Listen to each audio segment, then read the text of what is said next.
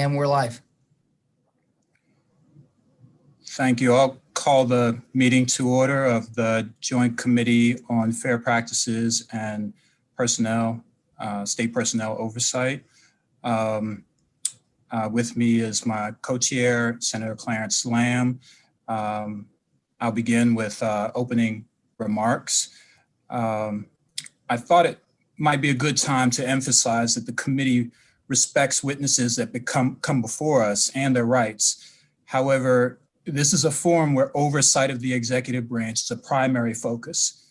The Maryland Constitution says that the House of Delegates may inquire on the oath of witnesses into all complaints, grievances, and offenses. They may call for all public or official papers and records and send for persons whom they may judge necessary in the course of their inquiries.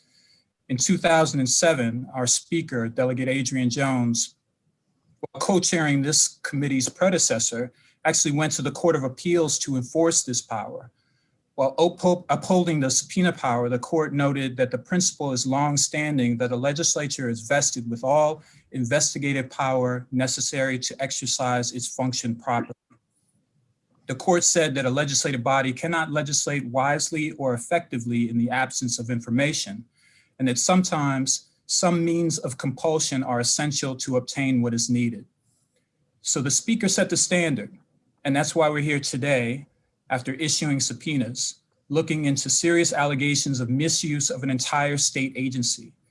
We have a responsibility to take that as far as it goes.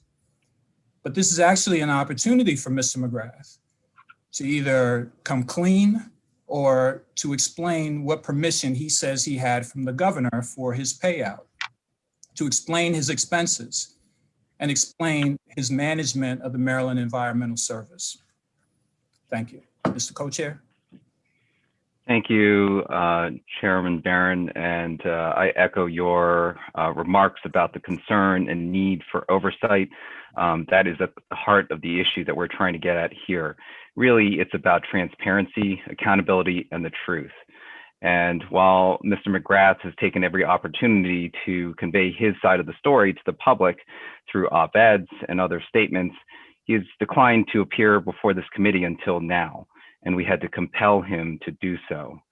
The truth does matter, and the truth is important. The version of accounts that the governor has conveyed that he had no knowledge of and did not approve of, Mr. McGrath's severance, does not comport with Mr. McGrath's account that the governor knew and consented for the severance to be transferred to him. And it does not account for the concerns that have been brought up by the board of MES. And so somewhere in there is the truth. And that's what we're trying to get at. And I implore Mr. McGrath to use this opportunity now that he is here in a public forum to be able to convey the actual truth of what had happened and the accounts that have been put forth, the conflicting accounts that have been put forth. And so, this is certainly an opportunity to tell his side of the story. I encourage him to do so because the truth does matter here in us understanding what took place in a critical conversation between him and the governor, and thus what he conveyed from that conversation to the board.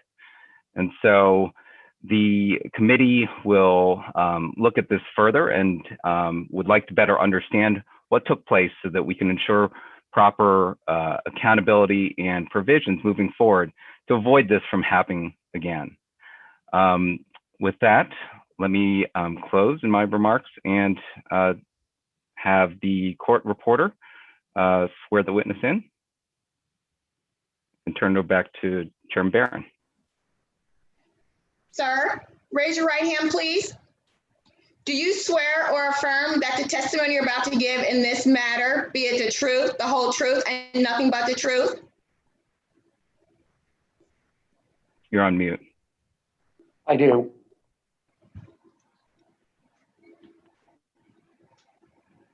Chairman Barron? Mr. Coe, the floor is yours. Thank you. Thank you, co-chairs, Senator Lamb and Delegate Barron, members of the committee. I'm Ward Coe of the firm of Gallagher, Avelius & Jones. We're here today to hear testimony from Mr. Roy McGrath, He is appearing with his counsel, Bruce Marcus of the law firm of Marcus and Bonsid. As we look at them, at least on my screen, that's Mr. Marcus on the left, and I believe Mr. McGrath is on the right. And I will be asking him a number of questions and then turning it over to the committee. Mr. McGrath, your name is Roy C. McGrath, correct? That's correct. And is your residence address 21 Task Court, Edgewater, Maryland, 21037? Mr. Coe, I'm happy to provide personal information like that in another non-public forum, but not here today. Consistent with the discussion. We will make personal demographic information and personal information available to the committee separately. Mr. McGrath, I'll ask you to speak up a little bit because you're speaking through a mask. I understand the purpose of wearing one, but Okay. it's a little, Yeah. they mute your voice a little bit. I'm going to ask you about Exhibit 52, which is your description in the Maryland Manual online as former staff for the governor of the state of Maryland. It's correct, isn't it, Mr.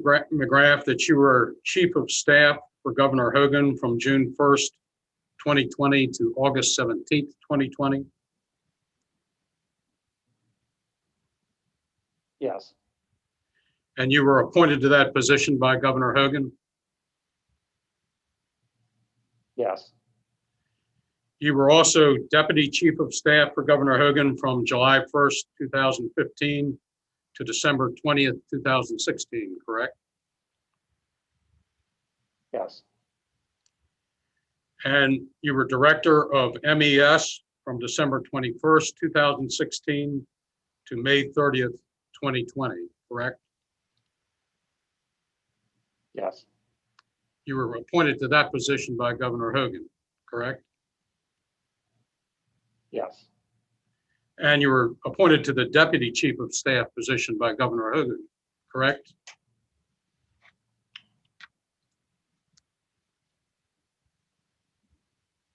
I don't know that I can answer that question directly, Mr. Coe. As part of the governor's staff, I can't say for certain that it was the governor's appointment per se, but it was a member of the governor's staff, correct? You were also senior advisor and liaison to the Board of Public Works in the Office of the Governor from January 21st, 2015 to July 1st, 2015. It sounds correct. And you were a member of the governor-elect's transition team in 2014 to 2015, correct? Yes. What did you do in that job?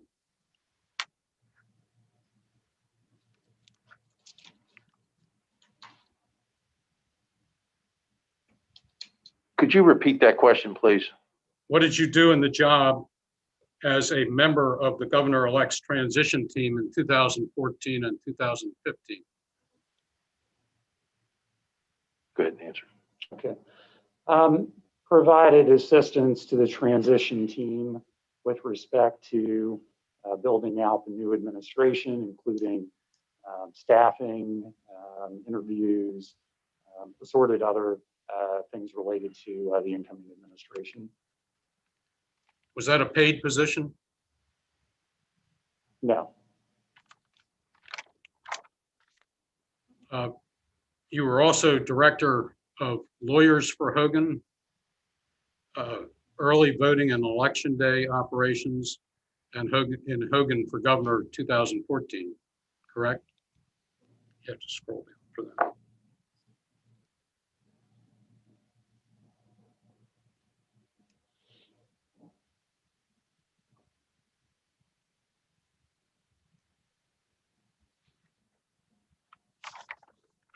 Is that part of your job history accurate, sir?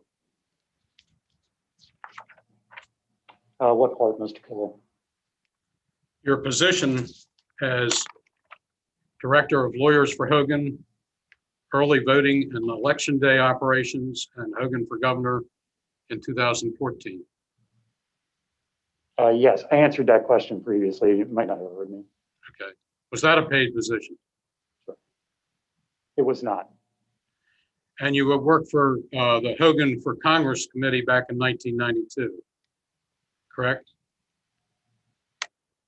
I wouldn't describe it as worked for, but I volunteered, yes. I want to show you Exhibit 50.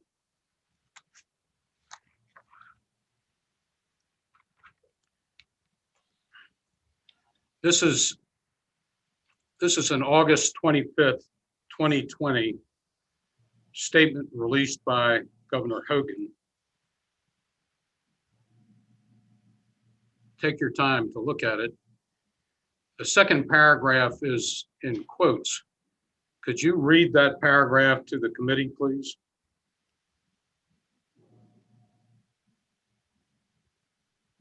You could certainly read that. The quote says in the second paragraph of the announcement that you have on the screen, to be clear, I did not recommend any involvement whatsoever in these decisions by the board of directors of MES with respect to the former director, Roy McGrath, or any other individual. Is that statement correct, sir?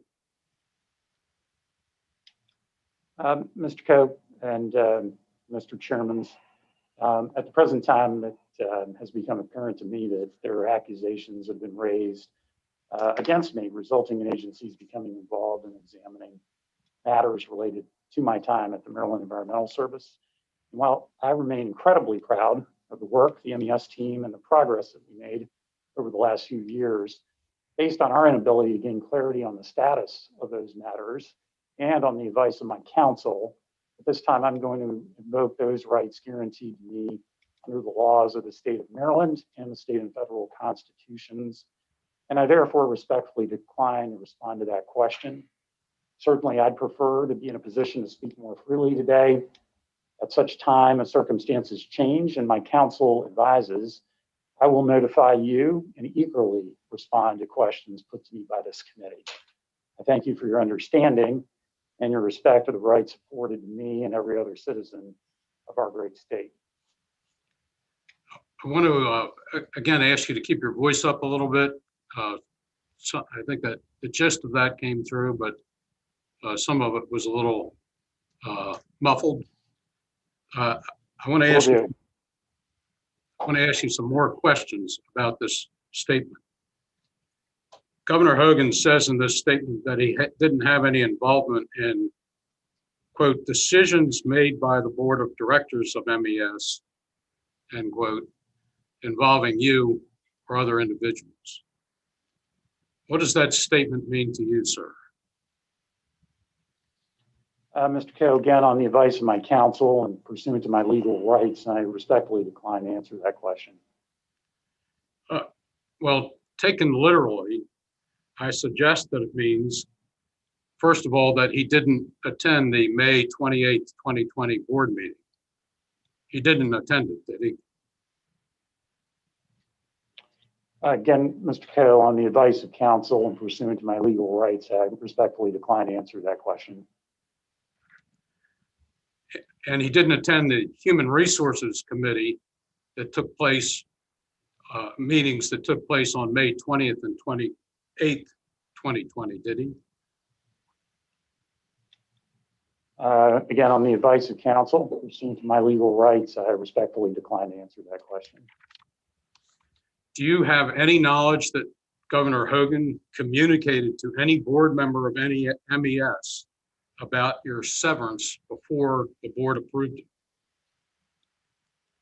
On the advice of counsel and pursuant to my legal rights, I respectfully decline to answer that question. Let me ask you about what Governor Hogan doesn't say in this statement. He doesn't say that he never talked to you or you never talked to him about your severance, correct? On the advice of counsel and pursuant to my legal rights, I respectfully decline to answer that question. He also doesn't say that you and he never reached an agreement about your severance, does he? Again, on the advice of counsel, pursuant to my legal rights, I respectfully decline to answer that question. Could you please turn to, please bring up Exhibit 53.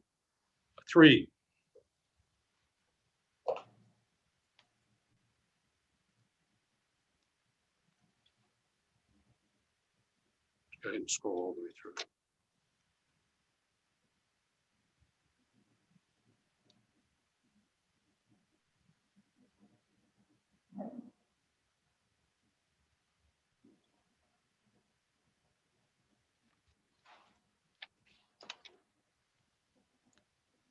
Okay, good.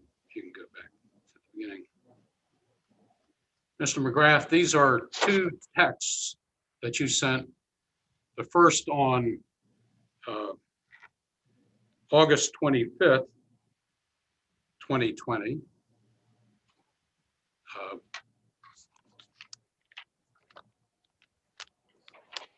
That's the day that the governor's statement was released. And in that text, you asked to talk to the governor as a friend, correct? On the advice of my counsel, pursuant to my legal rights, I respectfully decline to answer that question, Mr. Coe. And you actually did not have a call with the governor on the night of the 25th, did you? On the advice of counsel, pursuant to my legal rights, I respectfully decline to answer that question. Mr. McGrath, can you identify Michael Padone?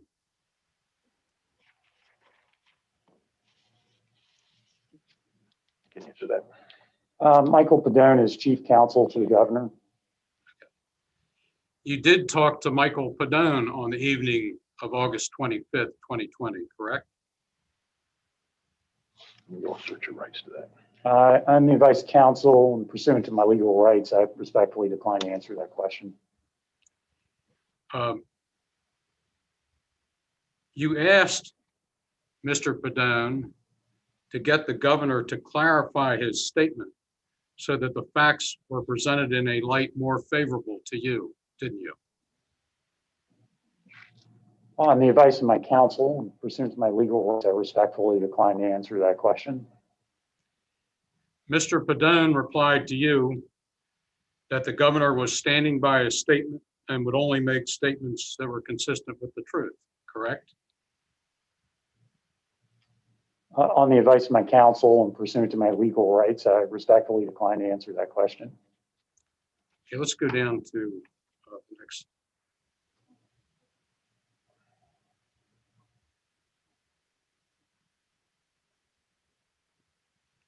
Scroll up so you can read it. So will you read this text on August 26th to the governor? Please read it to the committee.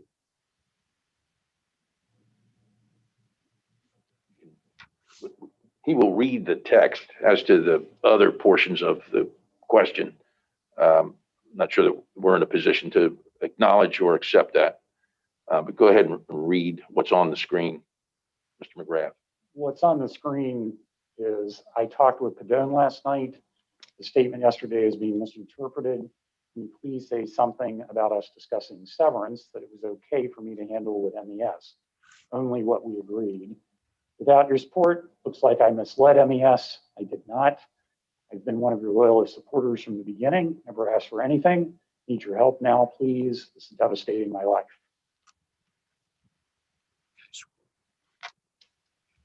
So you asked the governor in this text to say something about us discussing severance.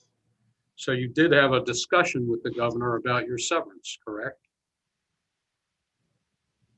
On the advice of my counsel, pursuant to my legal rights, I respectfully decline to answer that question.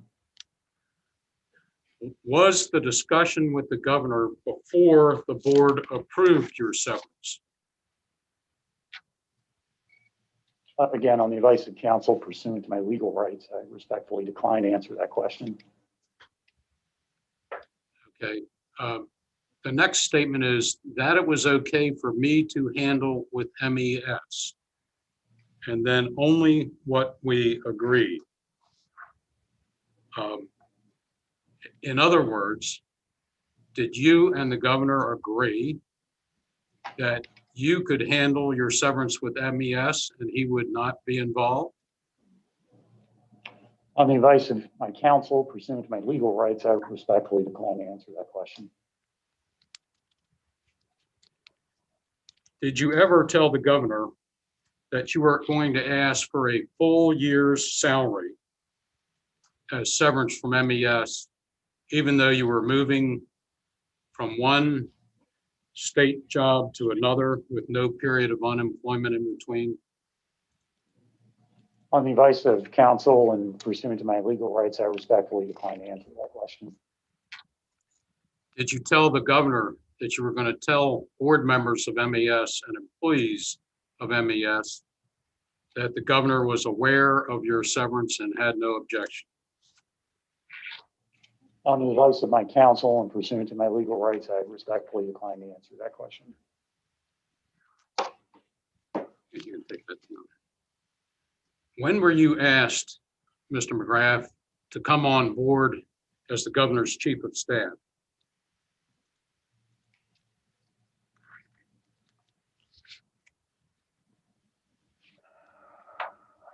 You can answer. Just looking for a date. I don't have the date in front of me, but I don't have the date in front of me, Mr. Coe.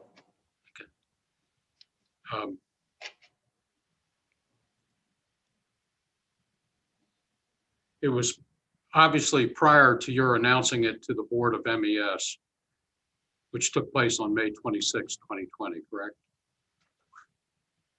On the advice of my counsel and pursuant to my legal rights, I respectfully decline to answer that question. You called Beth Voighton, the deputy director of MES, to tell her you were leaving MES to be the governor's chief of staff on May 22nd, 2020, correct? On the advice of my counsel and pursuant to my legal rights, I respectfully decline to answer that question.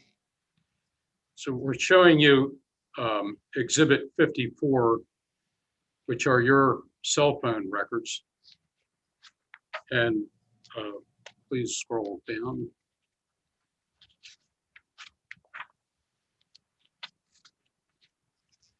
There's an entry on May 22nd. The 22nd.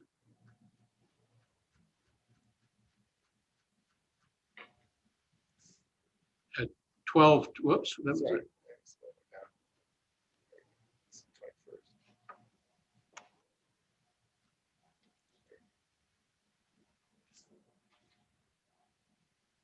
There's an entry on May 22nd at 1:31 p.m. For a call to Beth Voighton's cell phone number, correct? On the advice of my counsel, pursuant to my legal rights, I respectfully decline to answer that question.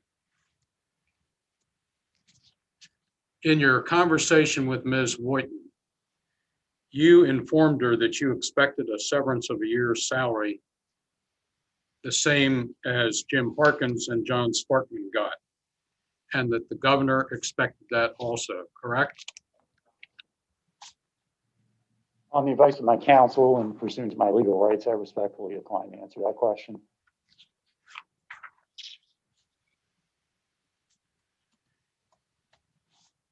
On May 23rd, 2020, you called Joseph Snee, who is a board member of MES and chair of the Human Resources Committee, correct? On the advice of my counsel and pursuant to my legal rights, I respectfully decline to answer that question. Mr. McGrath, I'm showing you Mr. Snee's phone records. And on May 23rd, 2020, which is a Saturday at 10:14 a.m., he received a call from 410-533-8313. That is your cell phone. That was your cell phone number at the time, correct?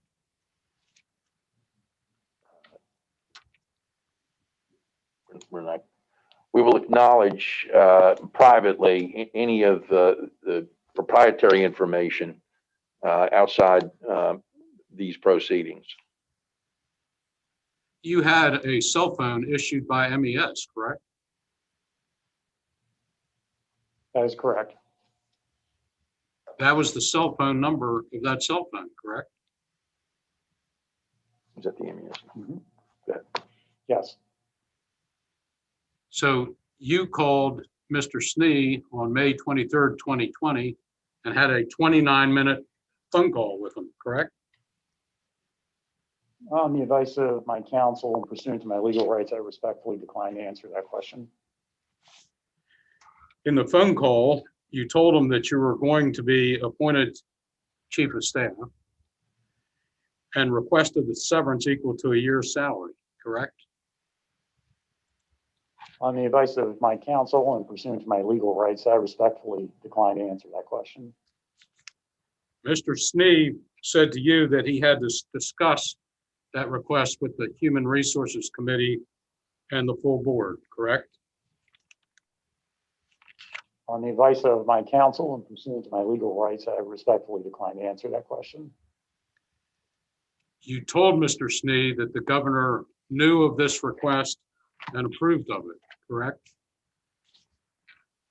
On the advice of my counsel and pursuant to my legal rights, I respectfully decline to answer that question. Mr. McGrath, I'm going to show you Exhibit 56, which is a May 26, 2020 email from you to the Board of Directors of MES.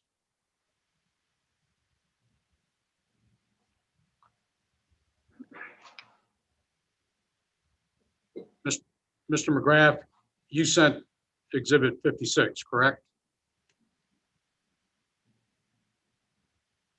I'm sorry, Mr. Coe, I don't understand the question. You sent the email, which is Exhibit 56, your email dated May 26, 2020, correct? On the advice of counsel and pursuant to my legal rights, I respectfully decline to answer that question. This was your first written notice to the board that you were resigning at the end of the month of May, correct? On the advice of my counsel, Mr. McGrath, you sent Exhibit 56, correct? Mr. Coe, can you? I'm hear sorry, me? Mr. Coe, I don't understand the question. You sent the email. Mr. Coe, can you hear me okay? I can hear you. Okay. Would you repeat the question, please? Yes. Exhibit 56 is an email you sent to the board of MES, correct? On the advice of my counsel pursuant to my legal rights, I respectfully decline to answer that question.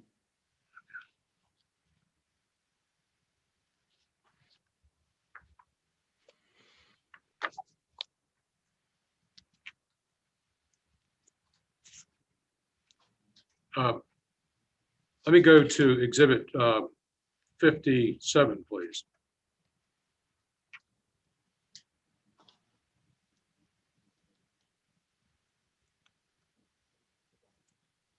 Mr. McGrath, Exhibit 57 is an email from Beth Boynton to Joe Sneed dated May 27, 2020 at 10 a.m. And it sets forth your salary, a tuition reimbursement amount, and your accumulated leave balances.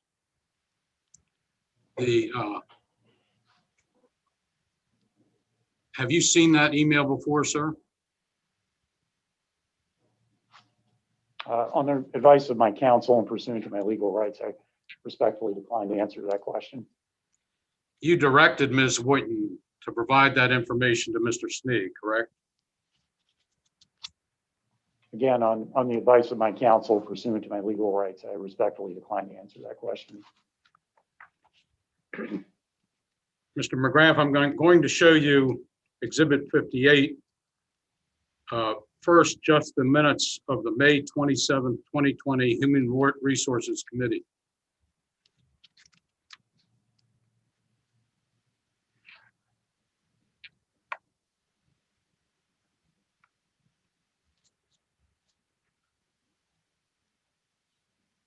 You have seen these committee minutes before, correct? Keep scrolling. On the advice of counsel and pursuant to my legal rights, I respectfully decline to answer that question. I want to ask you about the paragraph that starts, Mr. Snee then initiated. It is correct that you requested to be paid a severance, correct? On the advice of my counsel and pursuant to my legal rights, I respectfully decline to answer that question. It is also correct that Mr. Snee told you that he would not recommend a severance unless the governor was aware of it and did not object, correct? On the advice of my counsel and pursuant to my legal rights, I respectfully decline to answer that question. And it's correct that you assured Mr. Snee that the governor was aware of the proposed severance payment and did not object, correct? Advice of my counsel and pursuant to my legal rights, I respectfully decline to answer that question. There's a statement at the bottom of that paragraph.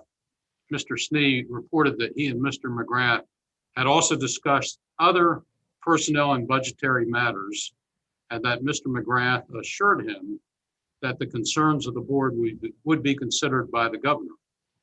What were the other personnel and budgetary matters that you discussed with Mr. Snee? On the advice of my counsel and pursuant to my legal rights, I respectfully decline to answer that question.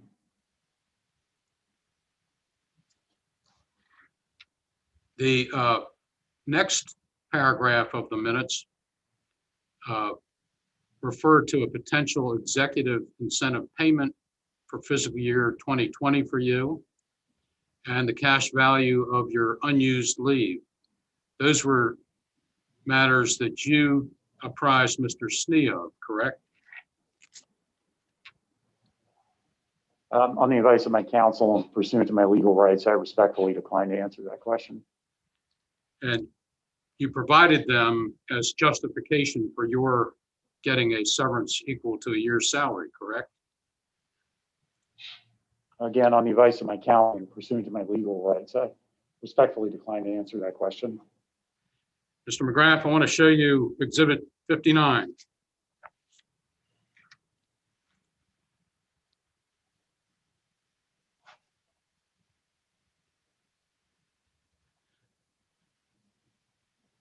Sir, this is a text exchange between you and Beth Woyton on May 26th and May 27th. Ms. Woyton was trying to get a hold of you, and you actually had a phone call on the evening of May 26th, correct? On the advice of my counsel and pursuant to my legal rights, I respectfully decline to answer that question. And that you had that phone call, and that's where you provided Ms. Woyton with the details of your expected severance, correct? On the advice of my counsel and pursuant to my legal rights, I respectfully decline to answer that question. So if you go down to the May 27th exchange, Ms. Woyton's text to you at 11:38 a.m. is after the May 27th HR committee meeting, correct? On the advice of my counsel and pursuant to my legal rights, I respectfully decline to answer that question. And will you read what Ms. Woyton texted there, please? We can certainly read what is on the paper as to the balance of that suggestion. We decline to accept that, but if you need Mr. McGrath to read it, he's certainly willing to do that. Thank you. Okay, I'll read it with the stipulation that I didn't write it. Hi, the HR committee wants to make sure the governor would be okay with you receiving severance equal to 1 year's pay. They're worried about the optics and don't want to do anything to make the governor look bad. I told them that I thought that the governor was aware and was okay with it. Correct? Question mark. So you didn't write it, but you read it back in May and you responded to it, correct? On the advice of my counsel and pursuant to my legal rights, I respectfully decline to answer that question. Will you need read the next entry on Exhibit 59, please? The It's response. anticipated. Pardon me, Mr. Coe, go ahead. No, go ahead. Okay. It's anticipated, yes, not to mention the precedences. And it's anticipated means that the governor anticipates the board will approve a payment of a year's salary to you as severance, correct? On the advice of my counsel and pursuant to my legal rights, I respectfully decline to answer that question. You had intended the assurance in this exhibit that you provided to be relied on by the Human Resources Committee in making a recommendation for your severance. Isn't that correct? On the advice of my counsel and pursuant to my legal rights, I respectfully decline to answer that question. And you intended that the assurance would be relied on by the board in approving a recommended severance, correct? On the advice of my counsel and pursuant to my legal rights, I respectfully decline to answer that question. Let's go back to Exhibit 56 for a minute, please. I'm sorry, 50, the SNE rendering. 55. So Exhibit 55, sorry.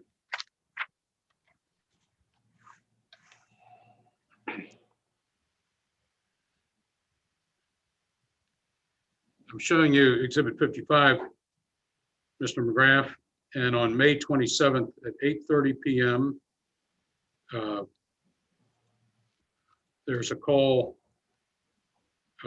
with 410-533-8313, your number on the cell phone issued by MES, correct? On the advice of my counsel and pursuant to my legal rights, I respectfully decline to answer that question. And then there's a second call at 8:54 p.m. The total duration of the calls is 34 minutes.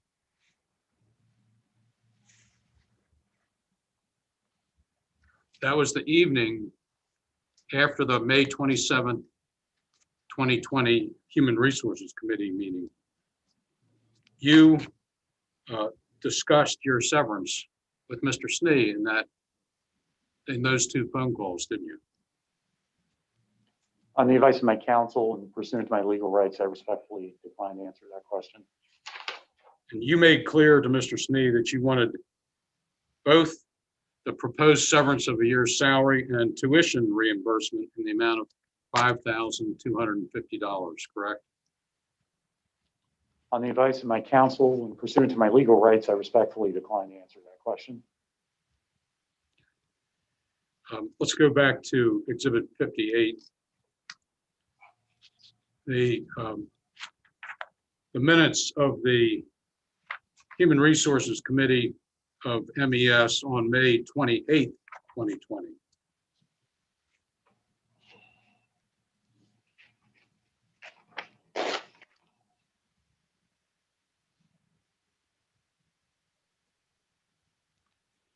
Okay, the third paragraph.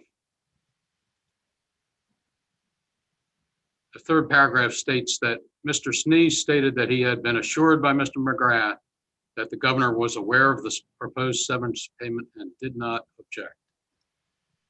That was because you provided that assurance to Mr. Snee, correct? On the advice of my counsel and pursuant to my legal rights, I respectfully decline to answer that question. And if you go down into the next paragraph, the committee not only approves the severance payment in the amount of equal to 1 year's salary, $233,647.27, but also tuition reimbursement in the amount of $5,250, correct? Again, on the advice of my counsel and pursuant to my legal rights, I respectfully decline to answer that question.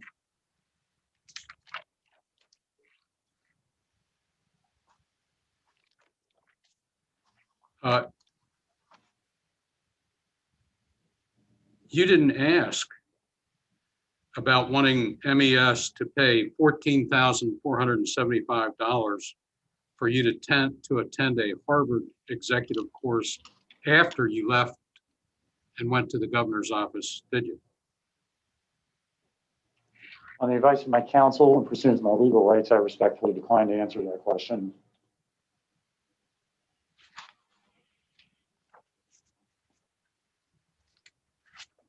Let me go to Exhibit 60.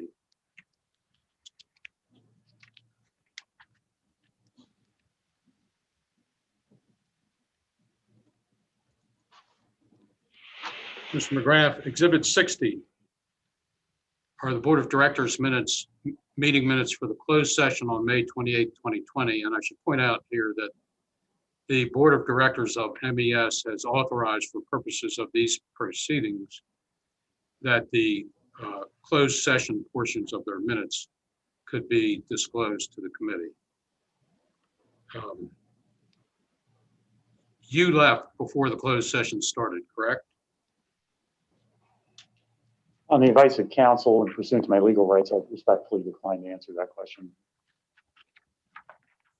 And while you were gone, the Board of Directors approved the severance payment, the tuition reimbursement, and rounded the two of them up to $239,000, correct? On the advice of counsel and pursuant to my legal rights, I respectfully decline to answer that question. And if you'll scroll down right there,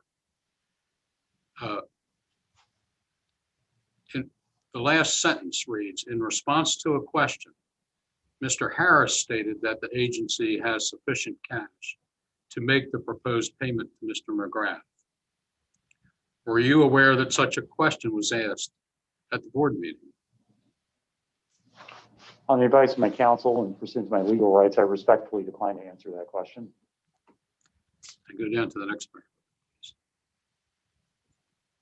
Stop there. In the paragraph at the top of page three of Exhibit 60, the board also votes to authorize you to utilize your agency-issued laptop and cell phone in your new position as Governor's Chief of Staff, correct? On the advice of my counsel and pursuant to my legal rights, I respectfully decline to answer that question. When did you first ask to be able to continue to use the laptop and cell phone? On the advice of my counsel and pursuant to my legal rights, I respectfully decline to answer that question.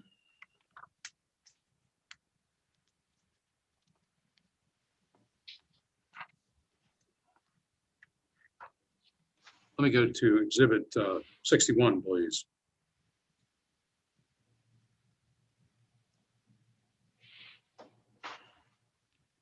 Mr. McGrath, you recognize Exhibit 61 as the MES tuition policy, correct? On the advice of counsel and pursuant to my legal rights, I respectfully decline to answer that question. What was the reimbursement of $5,250 in tuition for? On the advice of my counsel pursuant to my legal rights, I respectfully decline to answer that question. I want to scroll down to paragraph 4C of the tuition policy, Exhibit 61. The tuition policy requires that the courses you take must be relevant to the service's needs. Were the courses you took for $5,250 relevant to the service's needs? On the advice of my counsel and pursuant to my legal rights, I respectfully decline to answer that question. Scroll down to 5B, please. 5B of the policy requires that to get reimbursement, you need to show proof of payment and a copy of a final grade or certification. You never provided that, did you? On the advice of counsel and pursuant to my legal rights, I respectfully decline to answer that question. And we're going to scroll down to 5I.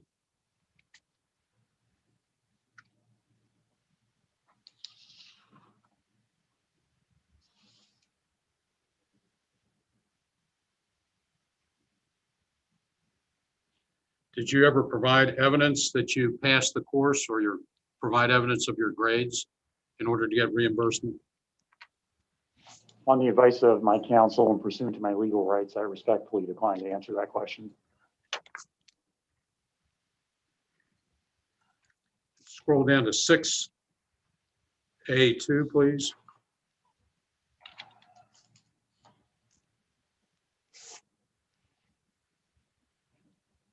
Did the Human Resources Department at MES approve your attending the course that you got reimbursed $5,250 for? On advice of my counsel and pursuant to my legal rights, I respectfully decline to answer that question.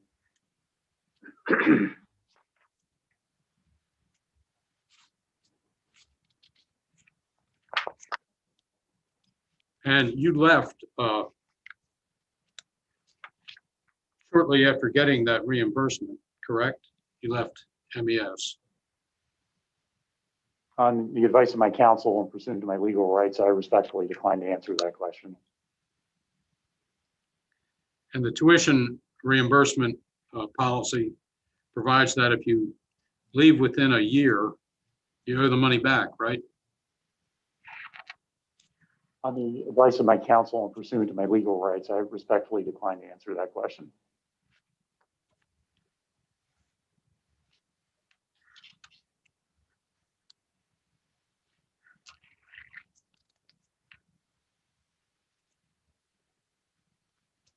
After you received your severance and left for the governor's office, you worked with Matthew Schering to edit the board of directors minutes for the May meetings, correct?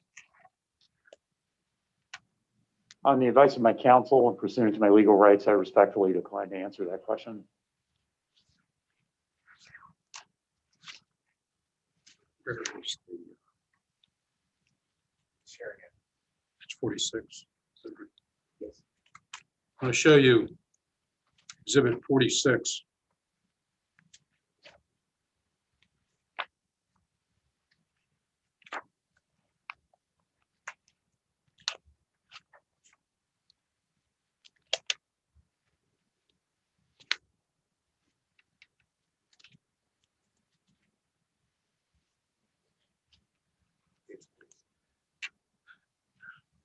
Mr. McGrath, this exhibit 46 is a text exchange between you and Mr. Schering in June of 2020, correct? On the advice of my counsel and pursuant to my legal rights, I respectfully decline to answer that question. On June 17th at 9:58, Mr. Schering texted to you, GM, we're preparing for BOD meeting 625. Would you like to review the BOD meeting minutes from May? And your response was yes, offline, correct? On the advice of counsel and pursuant to my legal rights, I respectfully decline to answer that question. Why did you want to, well, first of all, what does offline mean? On the advice of my counsel and pursuant to my legal rights, I respectfully decline to answer that question. Go to what's Schering's 627 email, which, okay. We're scrolling down to a June 27th, 2020 email from Mr. Schering to Pamela Fuller. Pamela Fuller is an MES employee, correct? Can you answer that? She was at the time. I can't speak to the current status of her.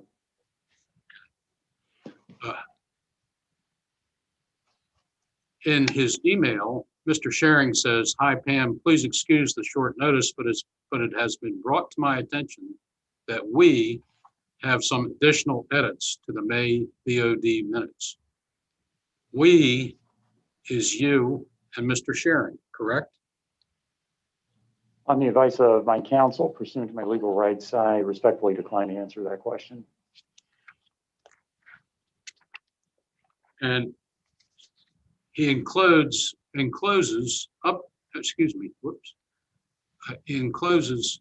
updated May closed session minutes, which neither you nor he attended, correct? On the advice of my counsel and pursuant to my legal rights, I respectfully decline to answer that question.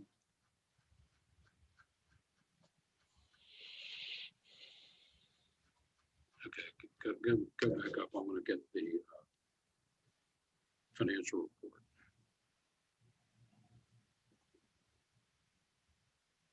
That's it. I'm showing the edited financial report session of the May 28, 2020 minutes. And you and Mr. Sharing struck out cash and investments are $2 million lower than last year, mainly due to early best payouts. If not for the early best payout, the amount would be comparable to FY19 at the same point. You and Mr. Sharing edited that statement out, correct? On the advice of my counsel and pursuant to my legal rights, I respectfully decline to answer that question. Well, you determined that you did not want that statement in a board of directors minutes where the board was awarding you $239,000 in severance, correct? On the advice of my counsel and pursuant to my legal rights, I respectfully decline to answer that question. Mr. McGrath, I'm showing you now Exhibit 49, which is the op-ed you wrote for the Baltimore Sun, dated August 21st, 2020.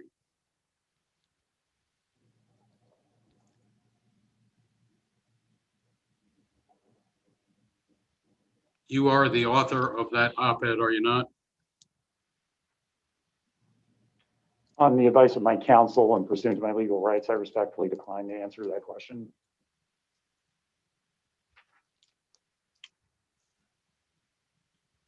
Scroll down to that paragraph, right?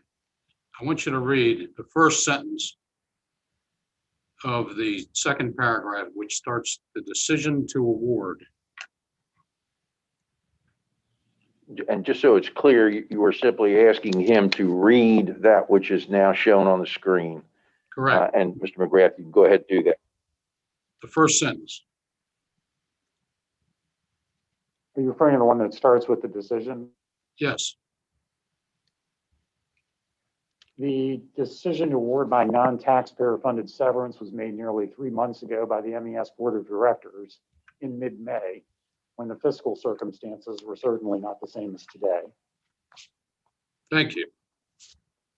Now, the Sun paper's first article about your severance was August 14th, 2020, correct? I don't recall, Mr. Cobb. I'll represent to you that it was. And this op-ed is August 1st, 2020. I'm sorry, August 21st, 2020, 7 days later.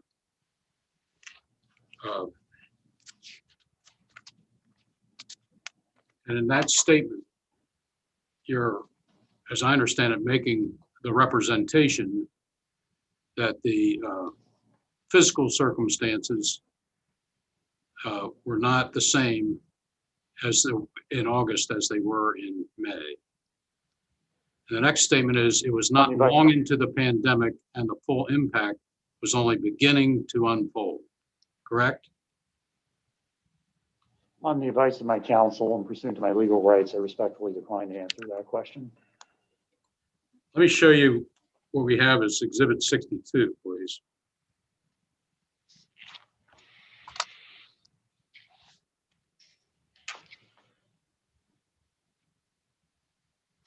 Who is Stephen Schatz, Mr. McGrath?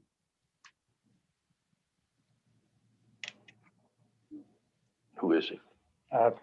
Stephen Schatz is a Deputy Chief of Staff to Governor Hogan. And scroll down so you can see Schatz's email. Mr. Schatz emailed to you on May 8th, 2020, referring to today's cabinet calls asking your team to review any outstanding or upcoming bills or invoices for our county or local government partners to see if MES can delay/suspend payments and or extend terms so they can have more time to pay. That was his request, correct? On the advice of my counsel and pursuant to my legal rights, I respectfully decline to answer that question. You understood Mr. Schatz to be asking for some financial relief for county and local governments, didn't you? On the advice of my counsel and pursuant to my legal rights, I respectfully decline to answer that question. Scroll up to his response. At 3:06 p.m. on May 8th, 2020, you responded to Mr. Schatz, correct?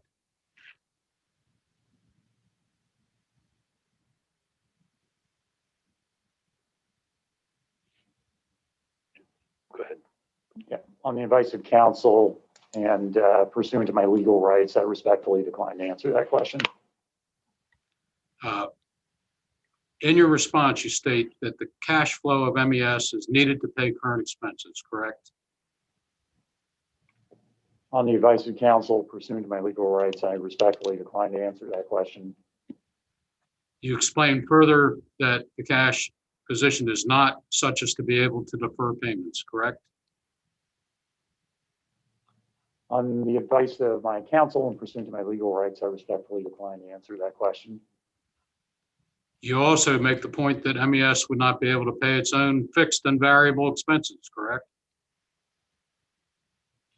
On the advice of my counsel pursuant to my legal rights, I respectfully decline to answer that question.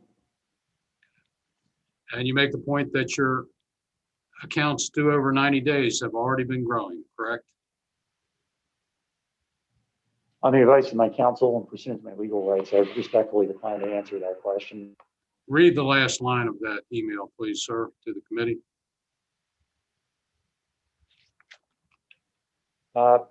The last line of the email says, not an encouraging outlook for anyone.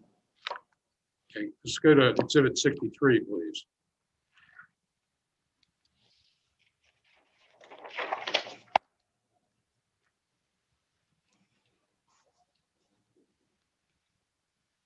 Mr. McGrath, I'm showing you Exhibit 63, which is a Washington Post article dated May 14th, 2020. Entitled Maryland Releases Staggering Forecast of Economic Damage. Have you seen that article before? It's a yes or no. No. The article makes the point that the number of known coronavirus cases in Maryland is up to 35,903. That Maryland expects to lose at least $925 million in state tax revenue by the end of June, and that more than 103,000 unemployment claims were filed in the District of Columbia, Maryland, and Virginia to that point.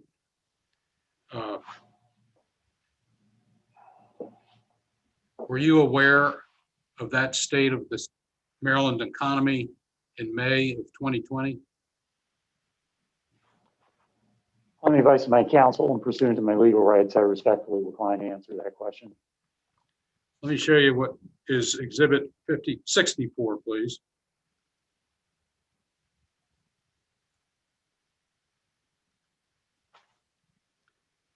Mr. McGrath, Exhibit 64 is an NPR release dated May 19th, 2020, saying, entitled, Maryland reports largest rise yet in coronavirus cases, 4 days after reopening. It reports that the Department of Health reported 1,784 newly confirmed COVID cases that Tuesday.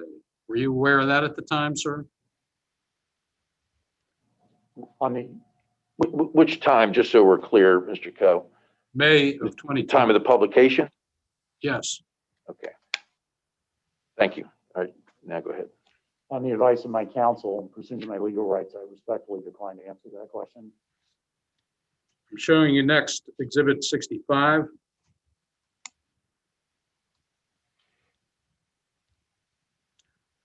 This is a Baltimore Business Journal article dated May 14th, 2020, that says Maryland faces budget shortfall of between 925 million and 1.1 billion in the current fiscal year. Were you aware of that fact in May of 2020? On the advice of my counsel and pursuant to my legal rights, I respectfully decline to answer that question. Let me next show you another copy of the May 28th, 2020 MES board minutes. This is Exhibit 66.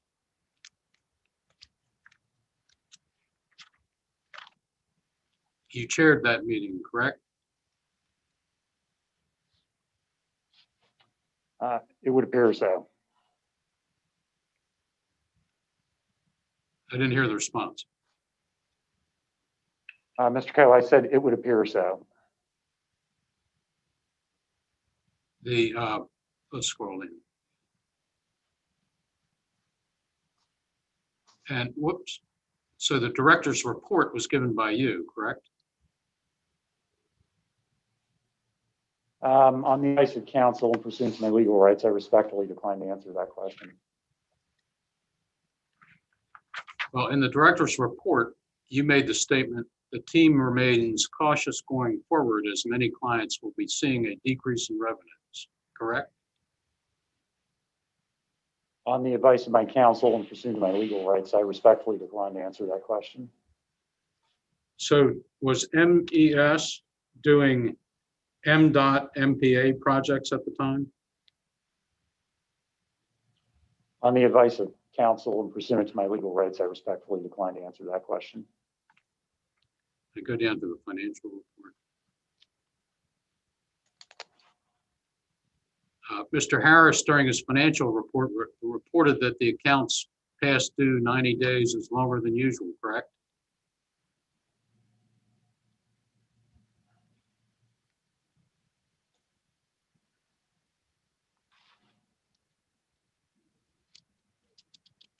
That's correct, isn't it, Mr. McGrath? It appears to be. He also made the statement that late payments are expected as customers have limited access to hard copy records and facilities due to the COVID-19 pandemic, correct?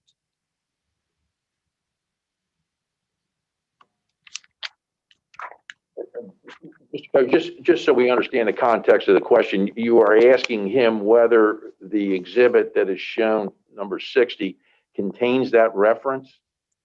I'm asking him, yes, that's what I'm asking. You're asking me to confirm what's in front of me from this report, Yes, That's it. And so- correct? Okay. And I apologize, please repeat the question.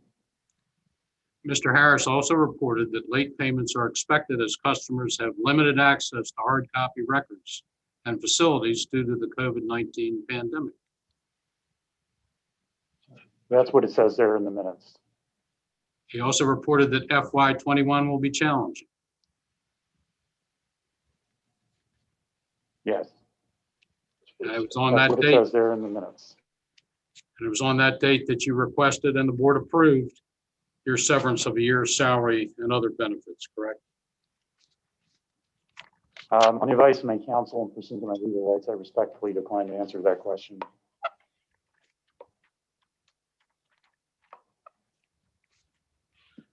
I'm not gonna, you don't have to pull that up. Mr. McGrath, in your op-ed of August 21st, 2020, you made the statement, some have incorrectly described both of my recent jobs as Chief of Staff for the state of Maryland and CEO at MES as state jobs. They were not.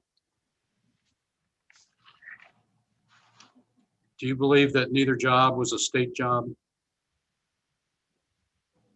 On the advice of my counsel and pursuant to my legal rights, I respectfully decline to answer that question.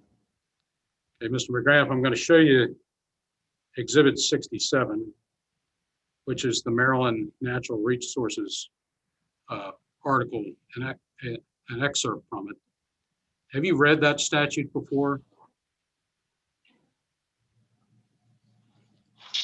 On the advice of counsel pursuant to my legal rights, I respectfully decline to answer that question.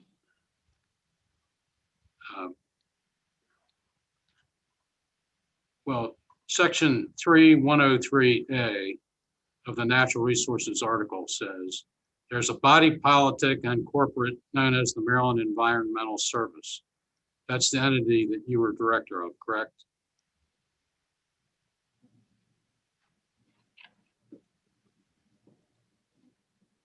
The question is whether he was the director of Maryland Environmental Service. I think he can answer that question. Is that the question, Mr. Coe? That's the question. Yes. The service is an instrumentality of the state and a public corporation by that name, style, and title, and the exercise by the service of the powers conferred by this subtitle is the performance of an essential governmental function of the state. You were aware of that as director, correct? On the advice of my counsel pursuant to my legal rights, I respectfully decline to answer that question. And you've previously stated, consistent with 3301B1I, that you were appointed by the governor with the advice and consent of the Senate, correct? On the advice of my counsel pursuant to my legal rights, I respectfully decline to answer that question.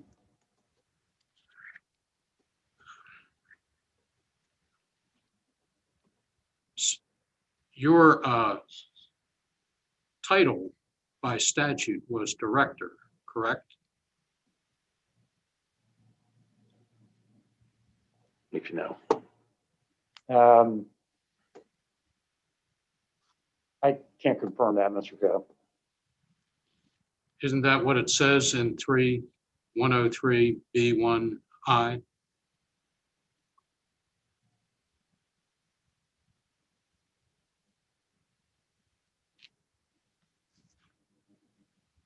Mr. Coe, is the question what is what is written on this exhibit as being part of the statute? Yes. Okay. And just so that we're clear, 3-103B1, is that the reference, sir? Yes. Okay. Just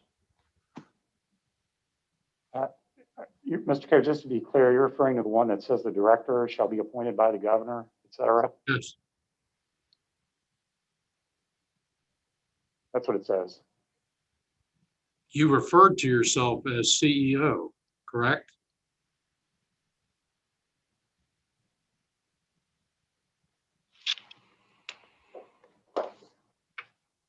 On the advice of counsel pursuant to my legal rights, I respectfully decline to answer that question. You directed MES employees to refer to you as CEO, correct? On the advice of my counsel pursuant to my legal rights, I respectfully decline to answer that question. You also referred to yourself as chairman, correct? On the advice of counsel pursuant to my legal rights, I respectfully decline to answer that question. Let me show you what's been marked as Exhibit 45, Mr. Graham.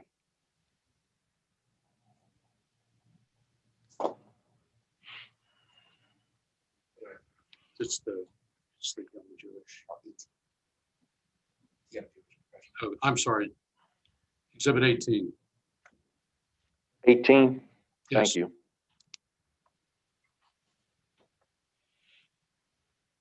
Scroll down to his entry.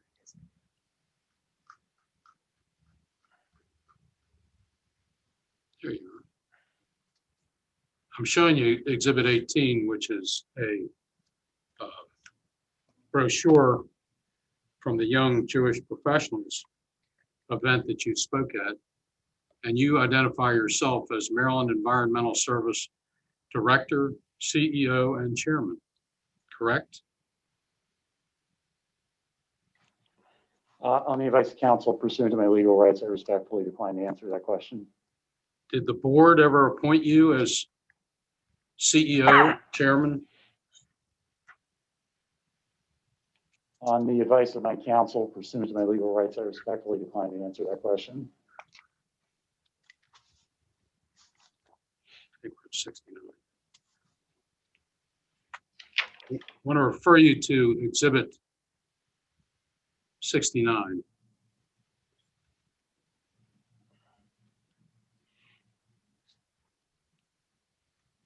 This is a Facebook post by you after the Sun Papers article came out in August of 2020, correct?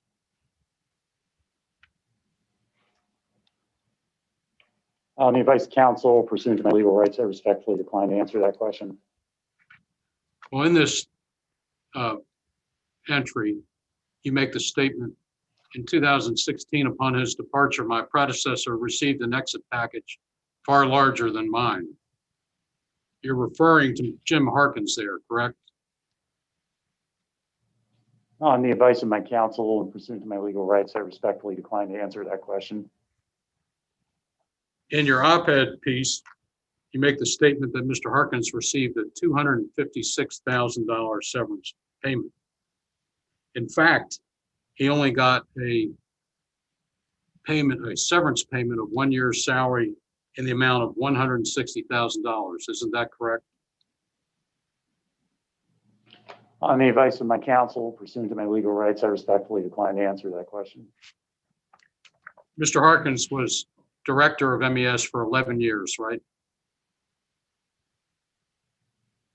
If you know. I don't recall.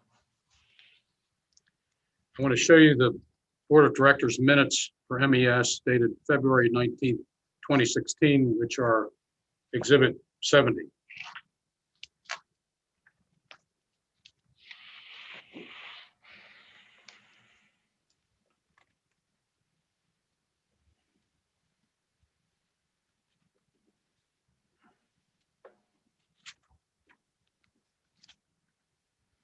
Down to the award of severance.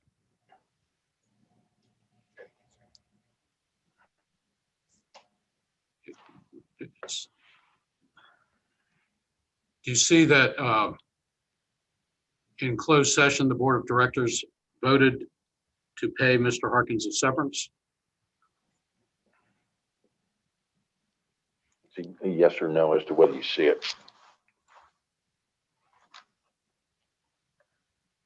I see it. I see reference to that, yes. Okay. I'm going to refer you next to exhibit number 71.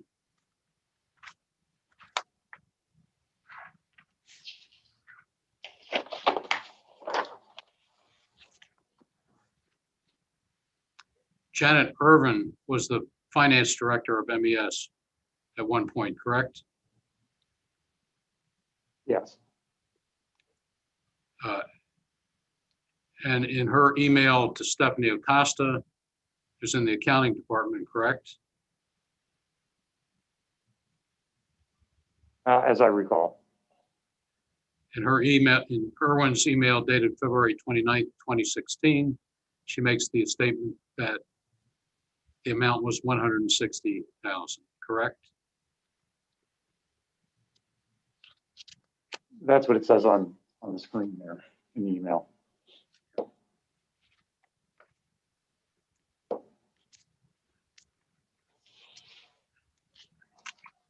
In your article, your op-ed piece, you made the statement that Mr. O'Neill received a severance of $79,000 after less than a year on the job. Do you recall that? On the advice of my counsel, pursuant to my legal rights, I respectfully decline to answer that question. I want to show you Exhibit 72.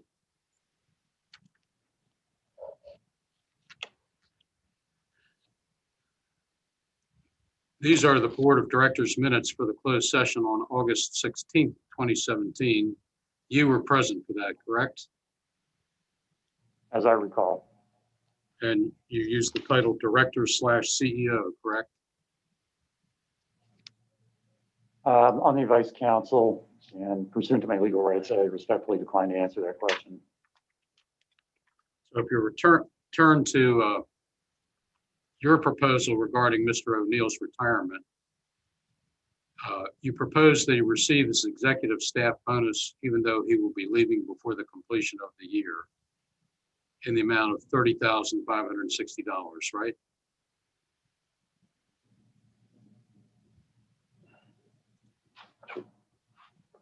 The question is, what's on the document, Mr. Coe? I'm asking him what he did. On the advice of my counsel, pursuant to my legal rights, I respectfully decline to answer that question. The executive staff bonus was calculated for the fiscal year that ended July 1st or June 30th, 2017, correct? On the advice of my counsel and pursuant to my legal rights, I respectfully decline to answer that question. And you also recommended that Mr. O'Neill be permitted to cash in on his unused annual leave totaling $39,957, correct? On the advice of my counsel, pursuant to my legal rights, I respectfully decline to answer that question. That was an amount he was entitled to be paid for, the accumulated leave, correct?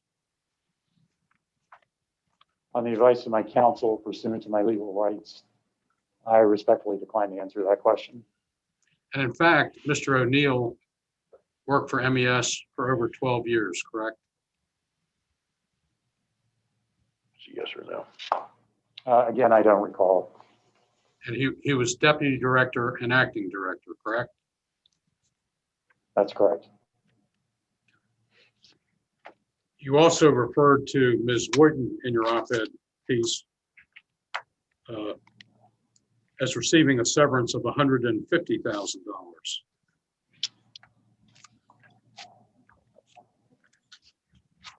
I want to refer you to Exhibit 73, which are the board minutes of June 25th, 2020.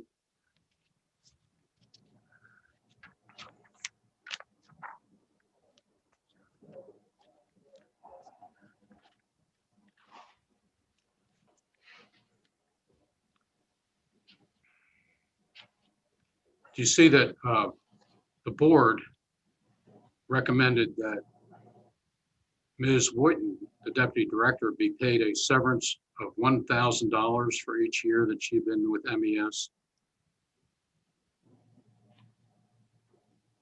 Again, Mr. Coe, are you asking him to just confirm what is written on this page? This time, yes. Okay.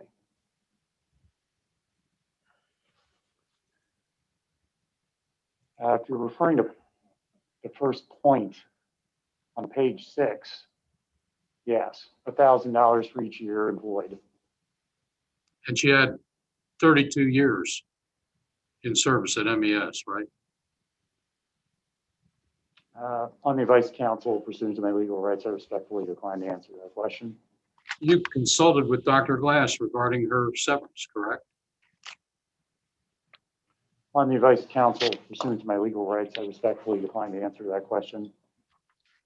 And when you described her severance in your op-ed piece, you added up her severance of $32,000 and the value of her executive bonus for the year that was ending in one day and her annual leave accumulation, correct? On the advice of counsel and pursuant to my legal rights, I respectfully decline to answer that question.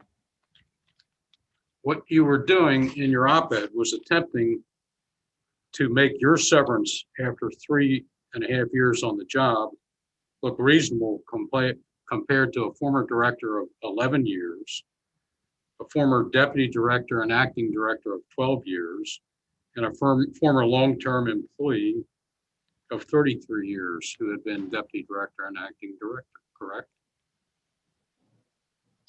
Again, on the advice of my counsel, pursuant to my legal rights, I respectfully decline to answer that question.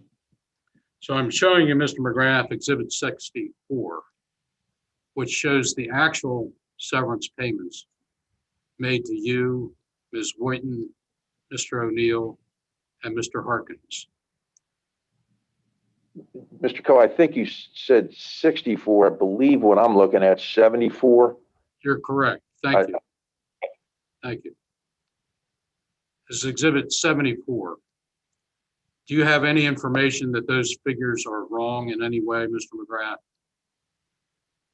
On the advice of my counsel, pursuant to my legal rights, I respectfully decline to answer that question.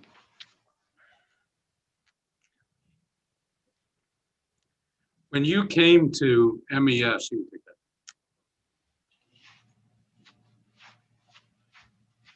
When you came to MES at the end of 2016, you transferred unused annual leave from the governor's office to MES, correct?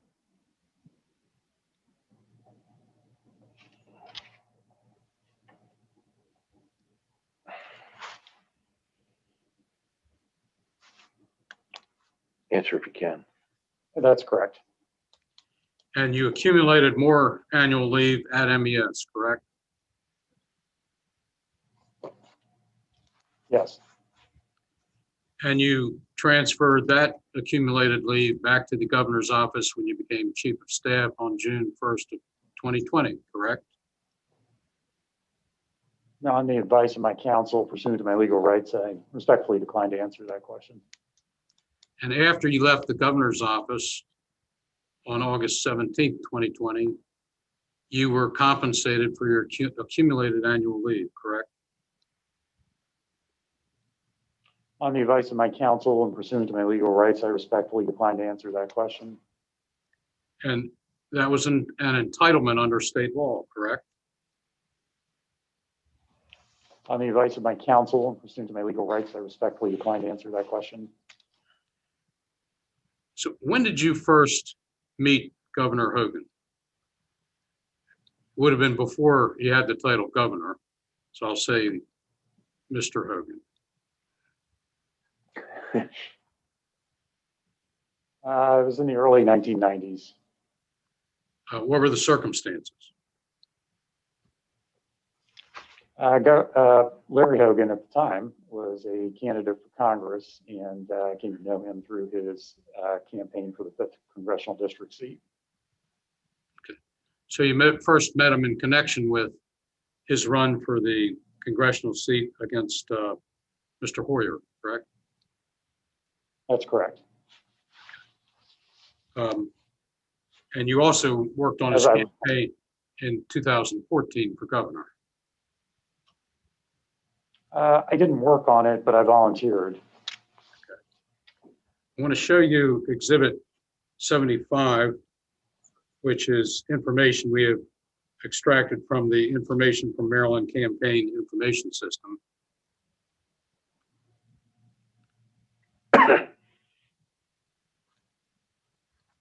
These are contributions that you made, correct? On the advice of counsel, pursuant to my legal rights, I respectfully decline to answer that question. The two state central committee contributions in 2014, they were in connection with Mr. Hogan's campaign for governor, correct? On the advice of counsel, pursuant to my legal rights, I respectfully decline to answer that question. Would you describe your relationship with Governor Hogan as close?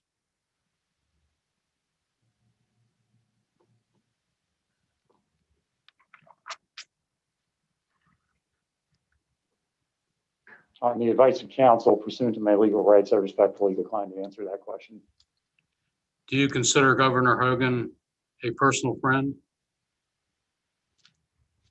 On the advice of counsel, pursuant to my legal rights, I respectfully decline to answer that question.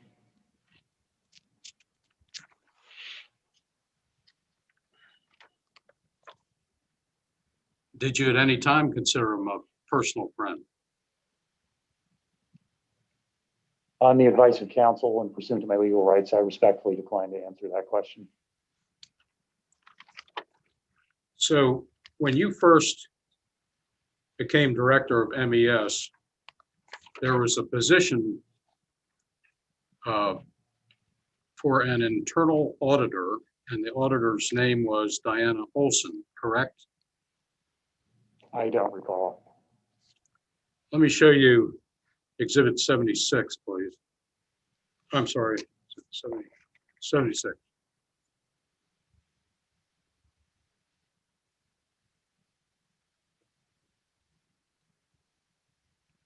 This is the job description for the internal auditor at Maryland Environmental Service, correct? Do you recognize it? I don't recognize it, Mr. Coe.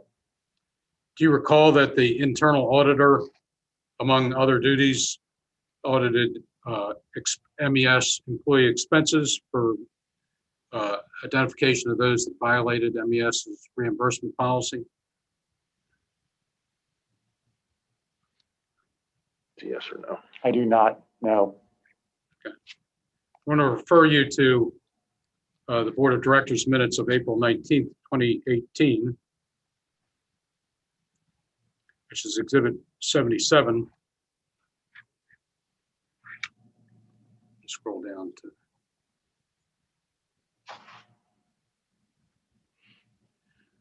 on April 9th, the board discussed the resignation of a current employee and plans to reevaluate that position. That was when Ms. Diana Olson resigned as internal auditor, correct?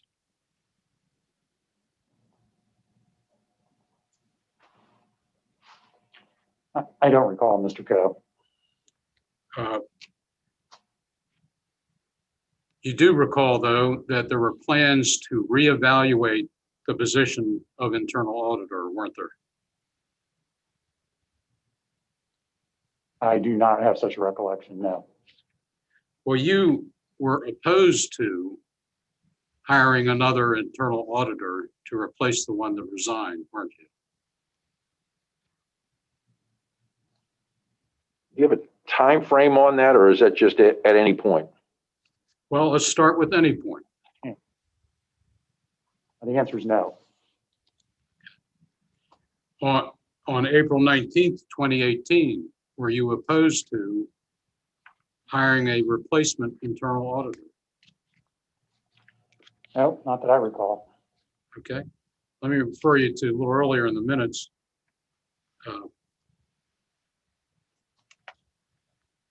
Where Harris is, there it is. Oops.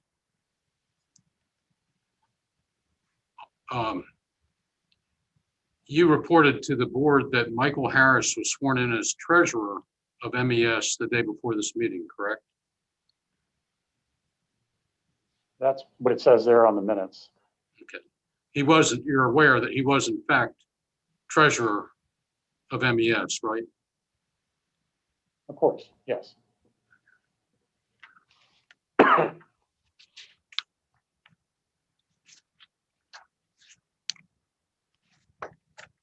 I want to refer you to minutes dated October 22nd, 2020, which will be Exhibit 78.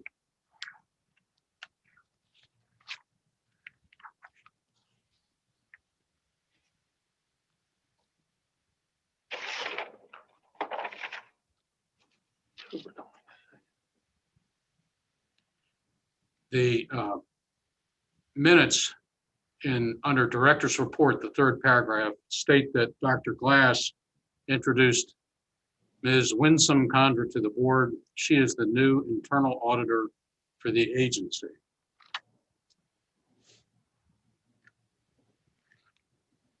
Between between April 19th, 2018, when you were director, and October 22nd, 2020, when Dr. Glass was director, there was no internal auditor at MES, was there?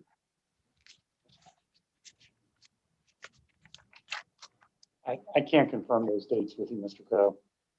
I don't recall. Can you identify any employee of MES who was the internal auditor after Diana Olson resigned? I don't recall. And the Mr. Harris that we just mentioned, he worked with you at NACDS, correct?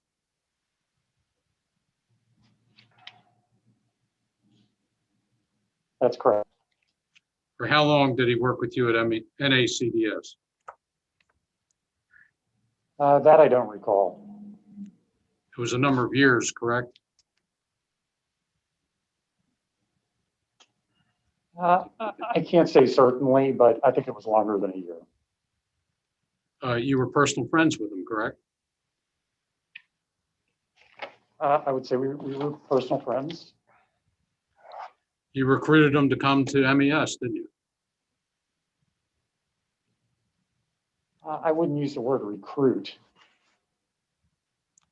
You informed him of a job opportunity at MES, didn't you? I don't know how he became aware of the opportunity, but we did have a conversation about it. You encouraged him to come to work for MES, didn't you? I'm on the advice council and pursuant to my legal rights, I'm going to respectfully decline to answer that question. How many former NACDS colleagues did you hire at MES?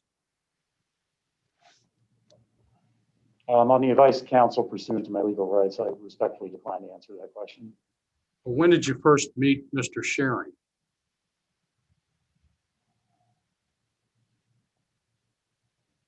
I can answer that. I couldn't tell you. I don't recall exactly, Mr. Coe. Do you remember the circumstances under which you met Mr. Sharing? I do not. Was it before he came to work for NACDS?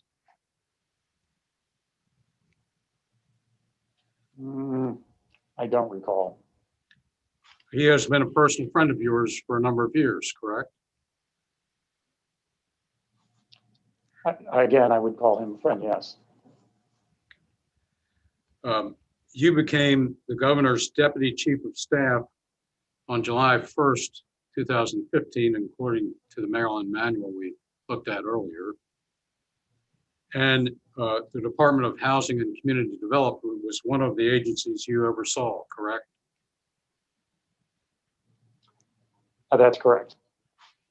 And in July of 2015, Mr. Sharing was hired as a special assistant at the Department of Housing and Community Development, correct? I can't confirm the dates. You helped Mr. Sharing get that job, correct?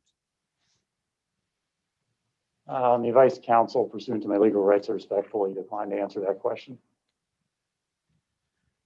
So the Governor Hogan announced your appointment as director of MES in December of 2016, and you directed Beth Woyton to meet with Matthew Sharing regarding hiring him at MES, didn't you? I don't recall those circumstances, Mr. Coe. You advised Mr. Sharing that he could come to work at MES, didn't you?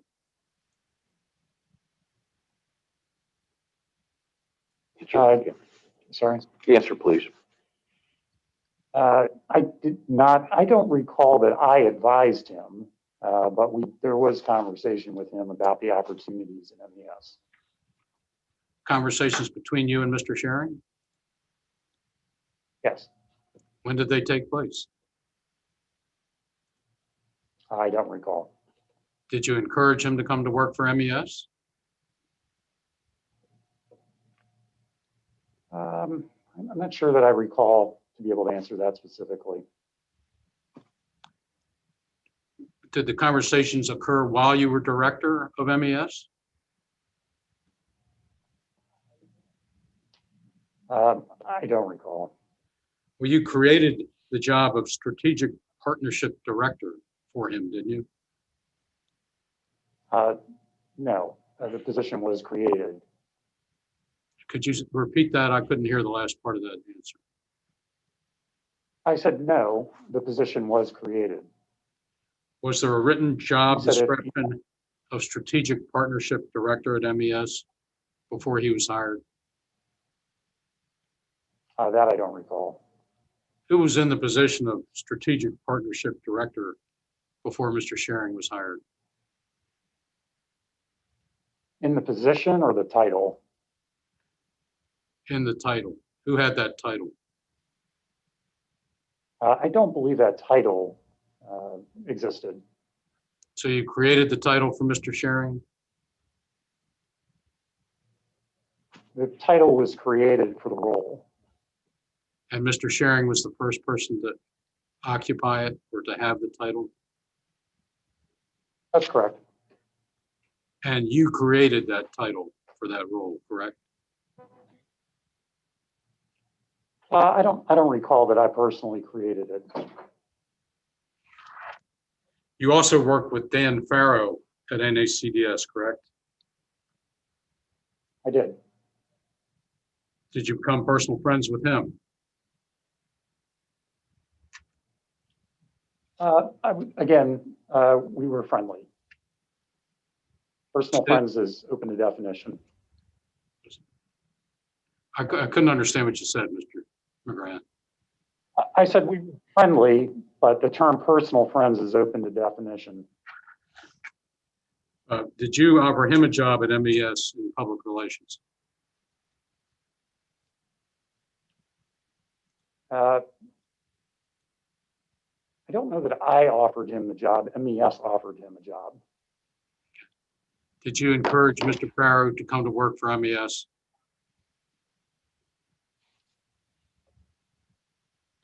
I talked with Mr. Farrow about the opportunity at MES. You also worked with Vishal Bhatia at NACDS, is that correct? That's correct. Did you encourage him to join MES? I did. Are there other former NACDS employees that you encouraged to join MES?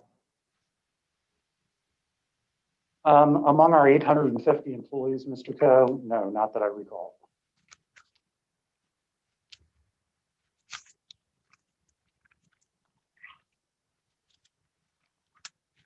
While you were director of MES, you used a personal and an MES credit card to charge your expenses, correct?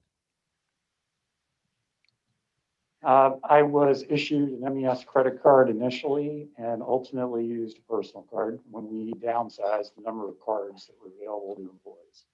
Okay. And I want to show you Exhibit 9, please.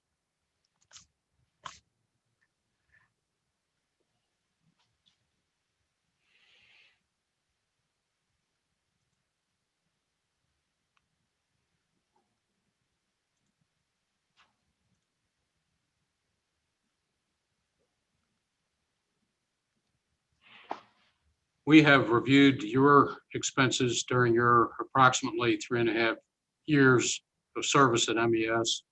Mr. Sharing's during his 3+ years of service. Mr. O'Neill's during his 11+ years of service. Mr. Harkins during his 11 years of service.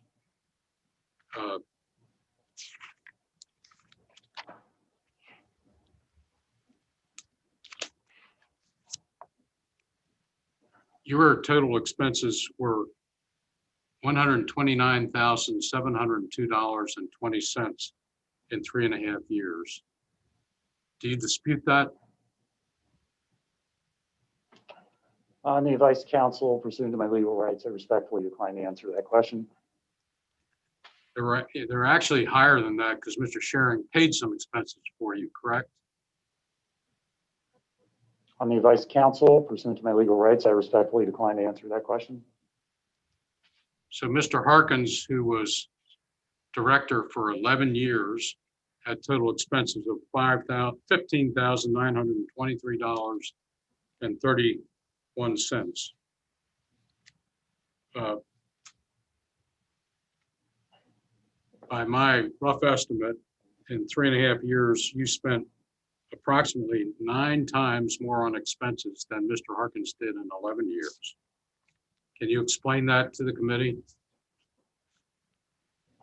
On the advice of counsel, pursuant to my legal rights, I respectfully decline to answer that question at this time. Mr. McGrath, I'm going to show you Exhibit 79.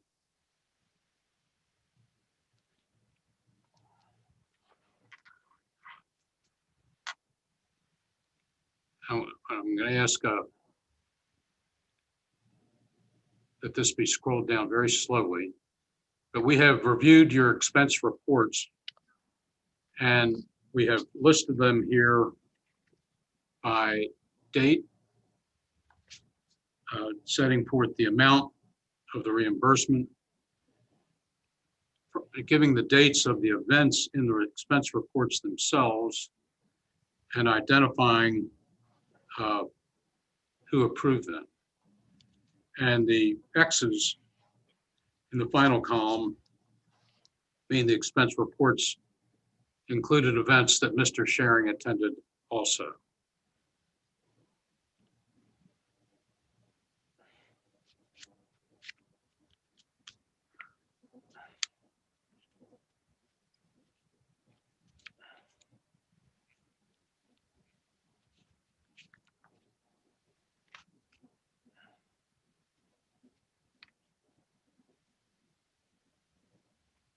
And that reaches the total of $125,715.07. I want to proceed to ask you some questions about not all of these reports, but a few of them, just to make sure I understand them, and make sure the committee understands them. First, I'm going to show you Exhibit 80.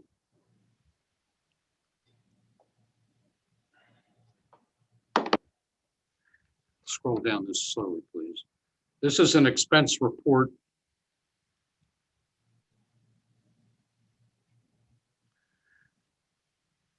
for seeking reimbursement for $5,335.27. And that is your signature on the approved by line, isn't it?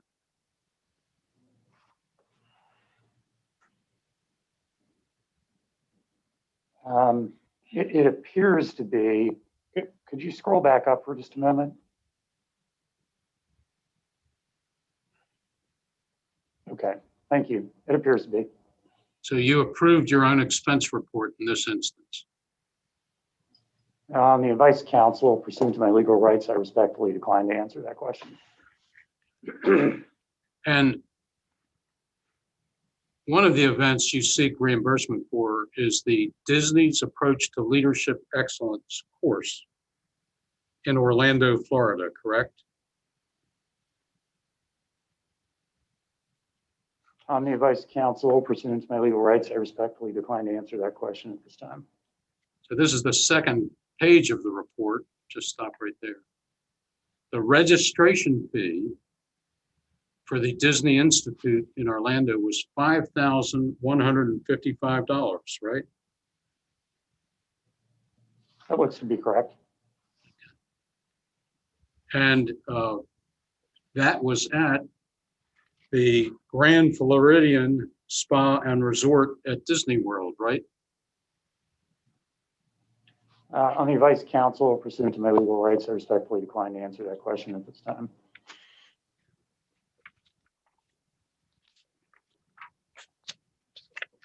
Scroll down to the next.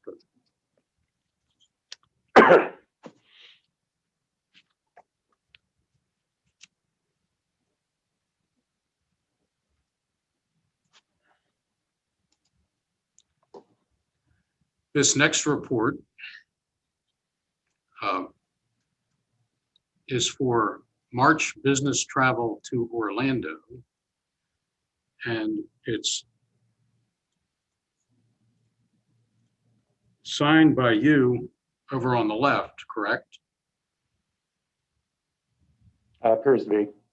Okay, and that's on August 27th, 2018, correct? I'm having a little trouble reading that, but Okay, I'll just represent to you that it is. okay. The expenses were incurred in March of 2018, correct? On the advice of counsel, pursuant to my legal rights, I respectfully decline to answer that question. And Mr. Harris signed this as your immediate supervisor, is that right? On the advice of counsel, pursuant to my legal rights, I respectfully decline to answer that question. Whose signature is on the approved by line?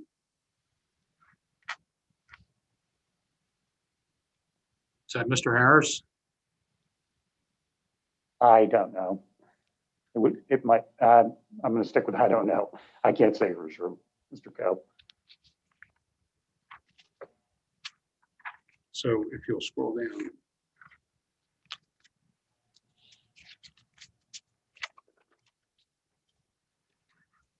Go ahead. So on this trip, you spent 3 nights at the Disney Grand Floridian Resort and Spa, correct? On the advice of counsel and pursuant to my legal rights, I respectfully decline to answer that question. And that place costs $789 a night, right? Pursuant to, sorry, on the advice of my counsel, pursuant to my legal rights, I respectfully decline to answer that question. Did Mr. Sharing go to this event? He did not. Can you scroll down to the next hotel? And go to,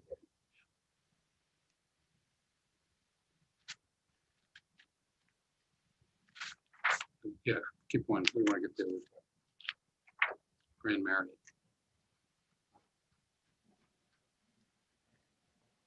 You also spent a 4th night at the Marriott Grand Lakes in Orlando, correct? On the advice of counsel, pursuant to my legal rights, I respectfully decline to answer that question at this time. Why did you spend an extra night then in Orlando? On the advice of my counsel, pursuant to my legal rights, I respectfully decline to answer that question. So by my calculation, MES spent $10,490.27 to send you to the Disney course. You never told the board of directors that you were going to that course, did you? On the advice of counsel, pursuant to my legal rights, I respectfully decline to answer that question. You didn't get any business for MES down there, did you? On the advice of counsel, pursuant to my legal rights, I respectfully decline to answer that question. Okay, I'm going to show you Exhibit 81. We have reviewed your expense reports for and created a summary of meals that you and Mr. Sharing shared while you were both MES employees. They run from June of 2017 till March of 2020. Please just scroll down it very slowly.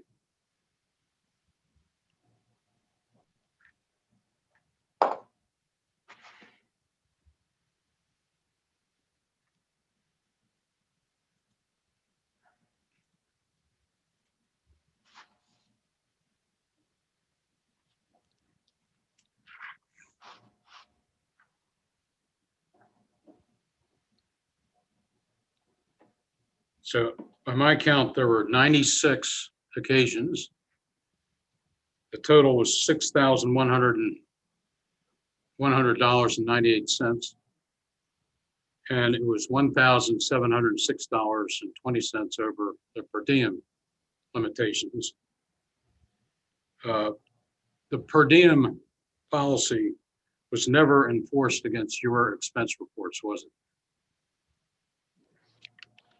On the advice of counsel, pursuant to my legal rights, I respectfully decline to answer that question.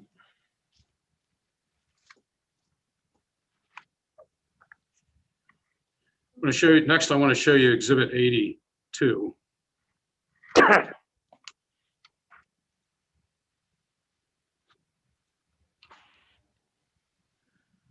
Mr. McGrath, this is one of the expense reports you submitted on June 4th, 2020. Show the upper right-hand corner. Isn't it?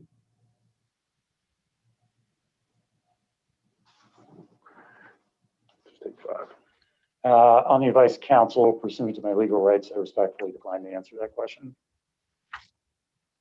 On June 4th, 2020, you were no longer an MES employee, were you? Could you repeat the question, Mr. Coe?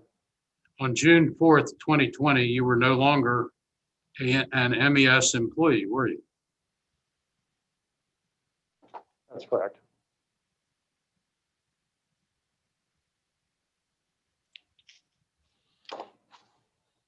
I didn't hear your answer, sir, if you answered. I said yes. You were an MES employee on June 4th, 2020? The question was I no longer an MES employee? My answer is yes. I was no longer an MES employee. Thank you. Scroll down, please, to the approval.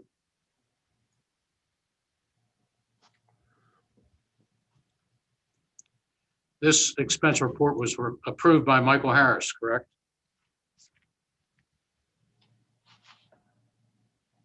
Mr. Coe, you're going to have to help us because if it's What's your question? it's not apparent as to what you're looking for and Okay, I'll point it out for you. Yes. So thank you. If you look at the approved line on this expense report, it shows that Mr. Harris approved it, correct? That's what it looks like, yes. And these are Form MES expense reports that you're familiar with, correct?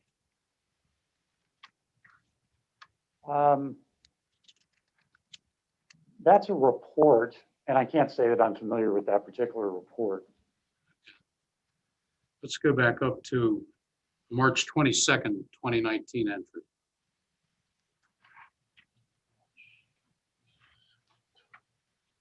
So there's a charge for a hotel on March 22nd, 2019 in the amount of $286.62.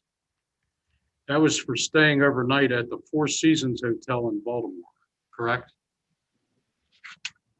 Yes. Why did you stay overnight at the Four Seasons Hotel in Baltimore and charge it to MES? It says it right there. Scroll down and show the receipt.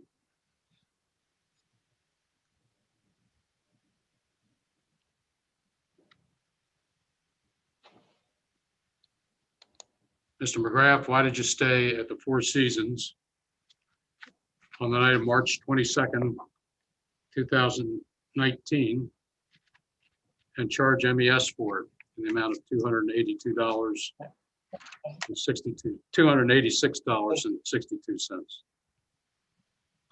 Hold on. Yep. Mr. Coe, could you flip that back to the actual report, please, sir? Yep. On that line.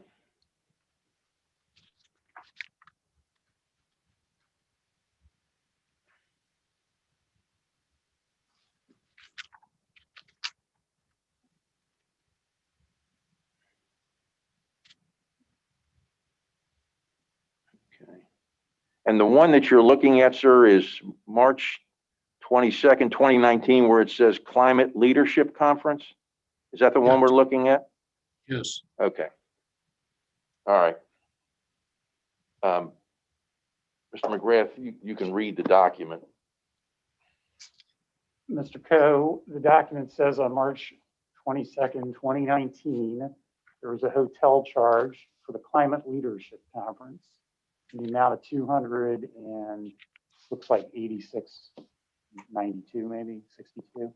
It's like a eye test.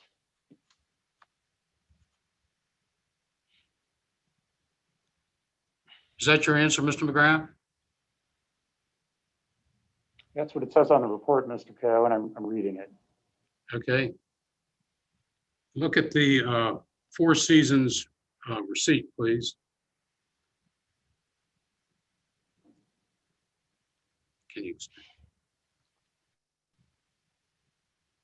Did you spend the night at the Four Seasons Hotel, Mr. McGrath? Can you zoom in a little bit further? we are looking across the room and it's very fuzzy as it's blown up. And unfortunately, the direct link to the site is a little slower than what we're doing right here. Okay. Let me ask you this question, Mr. McGrath. Do you recall Thank you. spending the night at the Four Seasons Hotel in Baltimore and charging MES for it?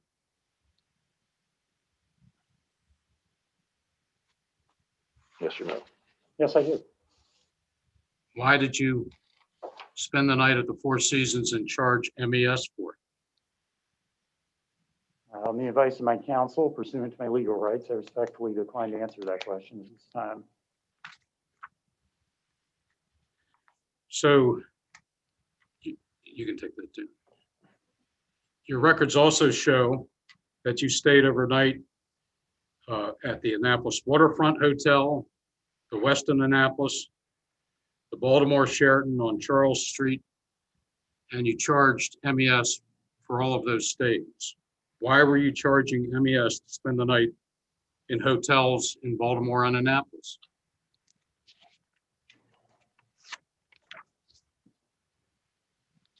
On the advice of counsel, pursuant to my legal rights, I respectfully decline to answer that question at this time. Let's go to 83.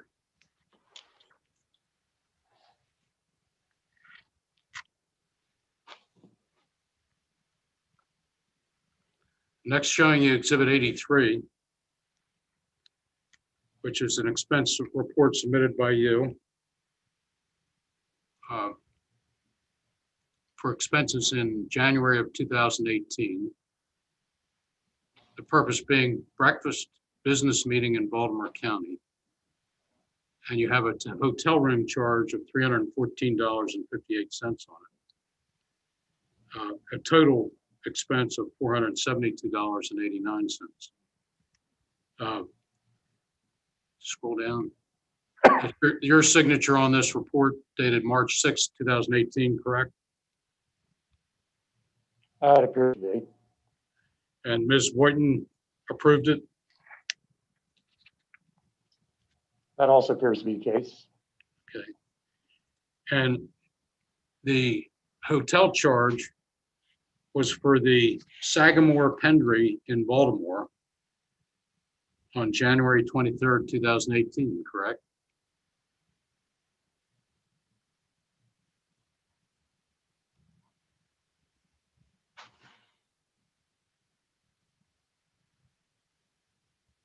That's correct, isn't it, Mr. McGrath? I'm trying to read what's on the screen, Mr. Coe. Pardon me for just a minute here.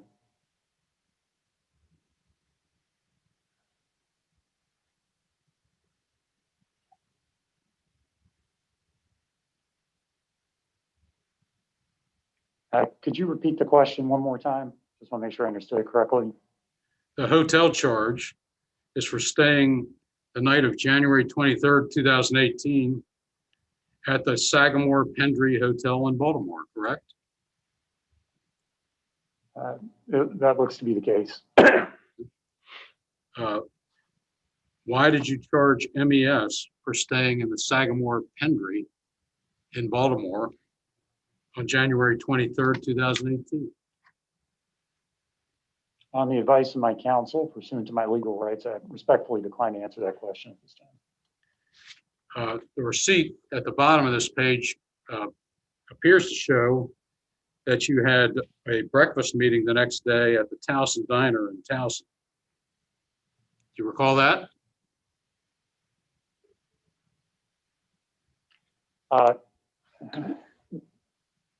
Recall the breakfast or recall the document? I'm not sure which one we're asking. Thank you. Do you recall attending the breakfast at the Towson Diner the next day?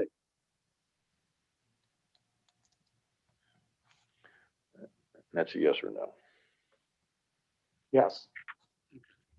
So you spent the night at the Hotel Pendry at a cost of $416.53 to have breakfast at the Towson Diner the next day? On the advice of counsel, pursuant to my legal rights, I respectfully decline to answer that question at this time.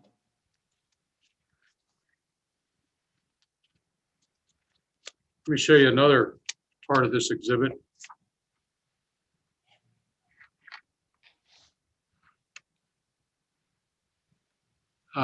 This is an expense report, portion of the expense report also submitted on June 4th, 2020. Hotel charge on October 21st, 2019 for the META Fall Conference. What's META? META is an acronym for the Maryland Economic Development Association. And that hotel charge was for staying at the inn at Perry Cavern, correct?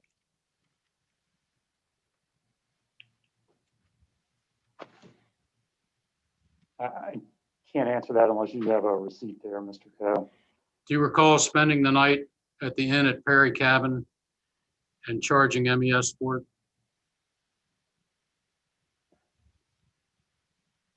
That appears to be what's on the receipt, sir. I couldn't understand your question, your answer, Mr. McGrath. I said, yes, that appears to be what's on the receipt. Did you say you do recall spending the night at the inn at Perry Cabin? I'll interpret. I think he said that appears to be what's on the receipt.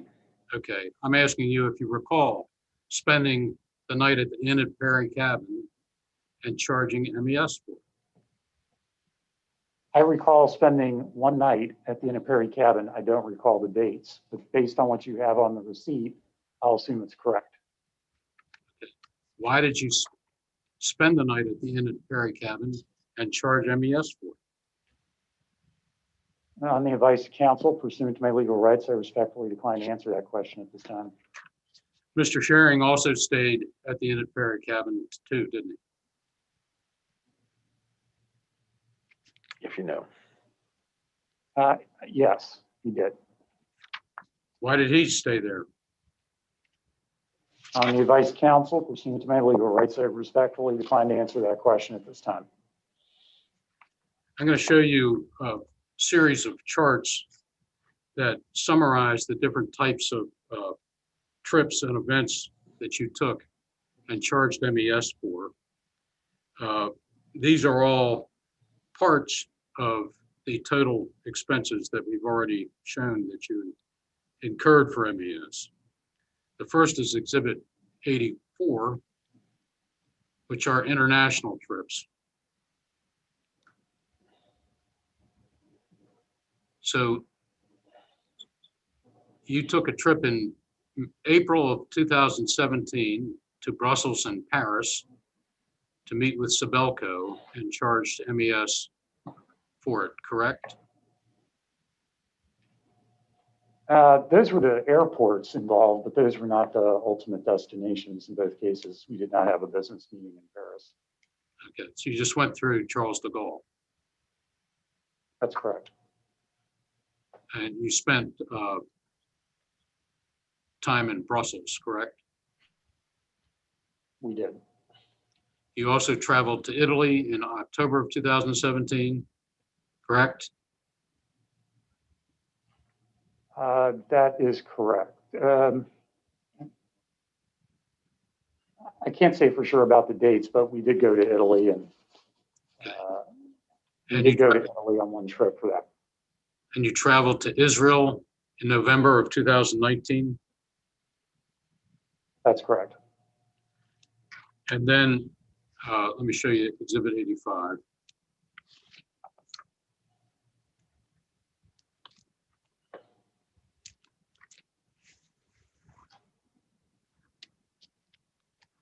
These are trips, a list of trips that you took within the United States. Scroll down slowly.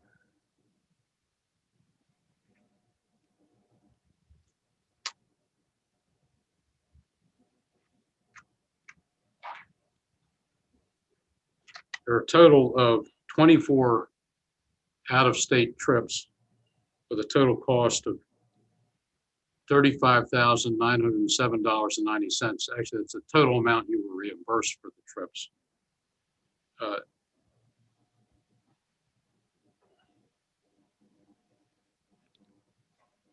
Do you have any reason to doubt that information, sir? On the advice of counsel pursuant to my legal rights, I respectfully decline to answer that question at this time. I'm going to show you Exhibit 86.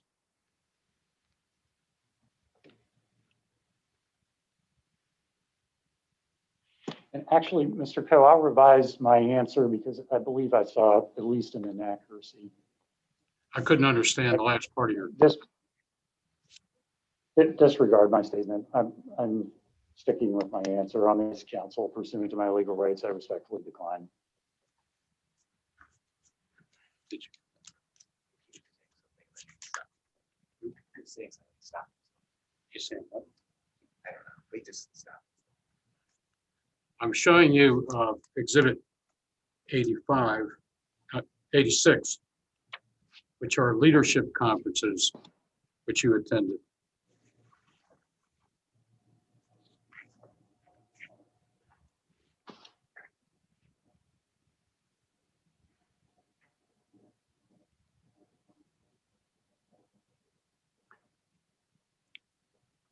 There were a total. Go ahead. The problem is that it's actually going faster than what Okay. you would like. It's not clear. Are you simply talking about the two entries that are contained in the document, one September 14th to September 15th of 17 and November 17th to November 18th? Are those the two? No, I'm not. Or are there others? I'm showing you now Exhibit 86, which is a list of leadership conferences. I'm just asking that this be scrolled down and Mr. McGrath look at it, and then I'll ask him a question. Okay. Okay, thank you. Oh, now the top of it was not apparent, but it now is. Okay. Thank you.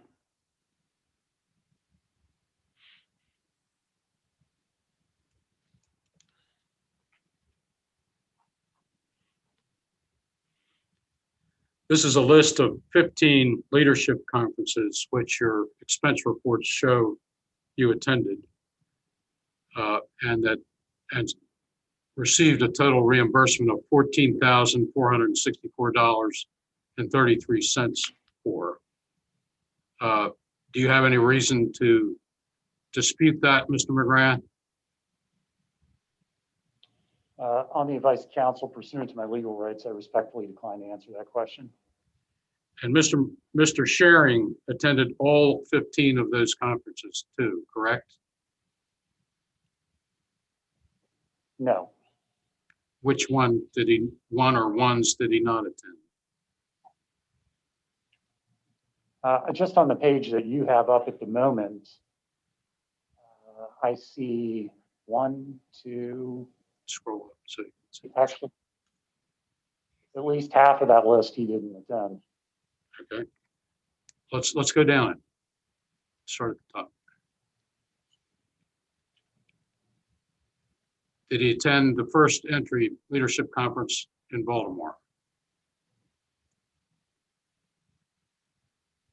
I don't believe so.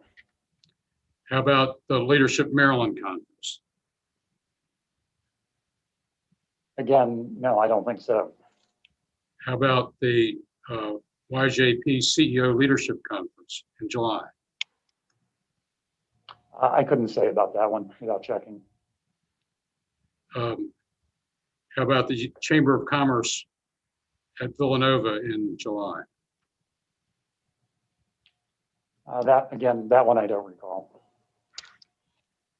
How about the American Association Conference in Washington in September? Don't believe so. The Leadership Maryland Conference in September?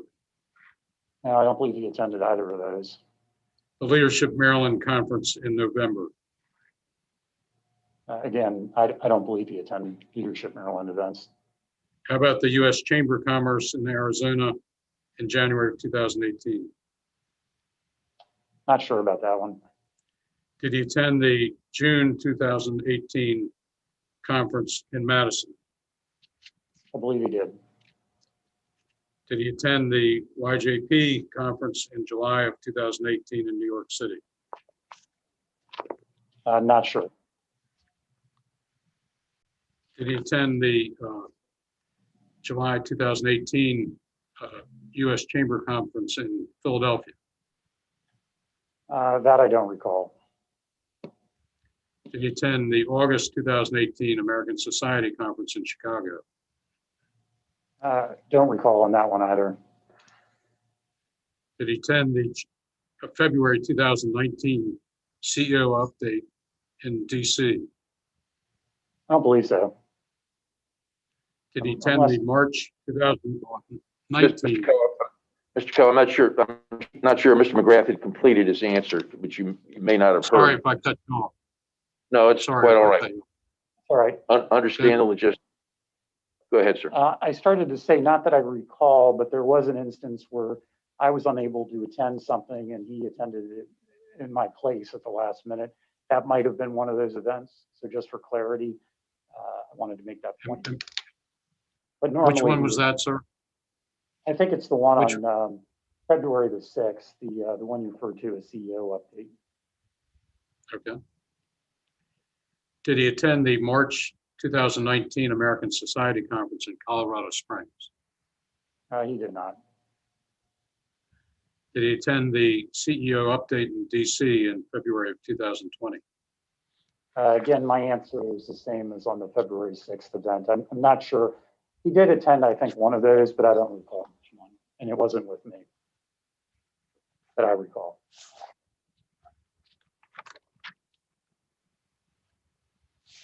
Mr. Coe, when you get to a convenient place to stop for just a few moments for a short break, that would be great.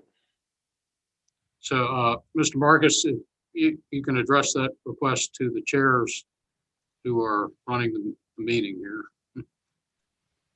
I certainly did not mean to slight either of the two co-chairs.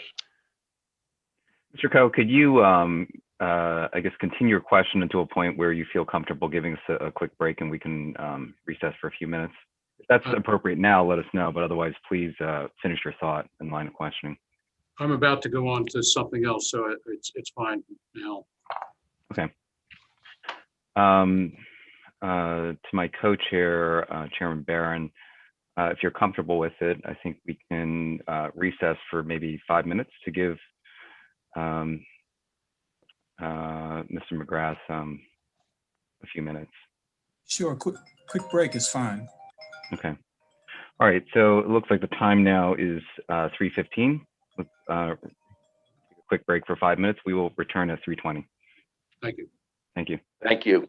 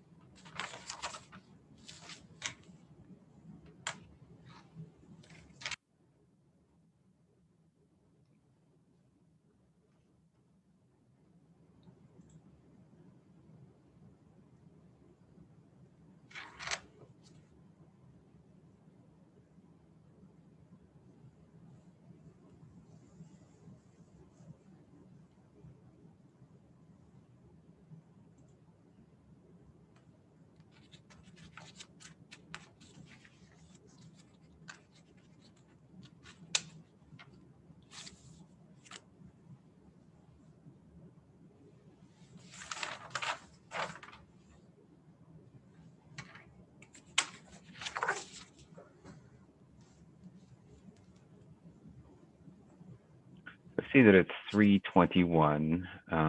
Chairman Barron, are you there?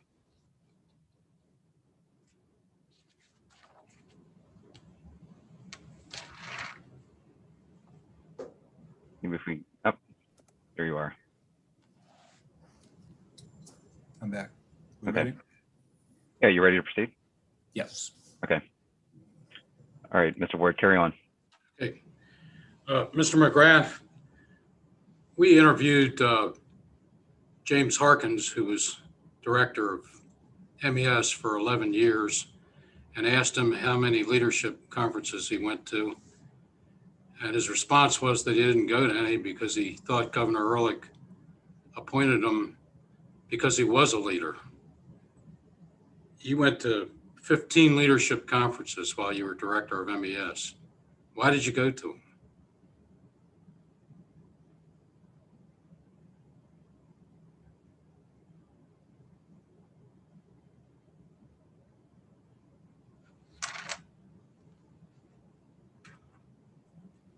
Mr. McGrath, you're muted if you're trying to say something.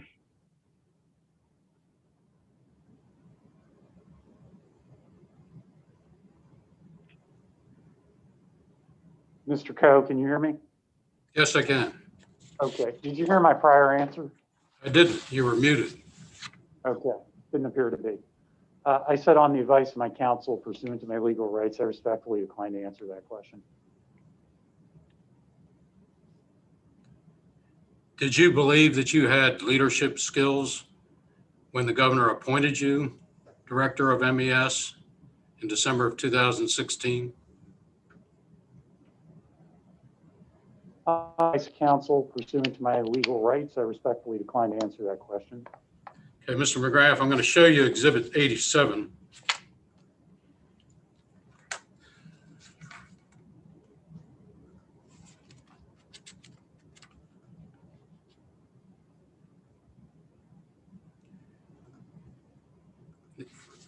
This exhibit contains 6 expense reports submitted by you for which you were reimbursed in the year 2018. I'm going to show you the front page of the report and the approved by line.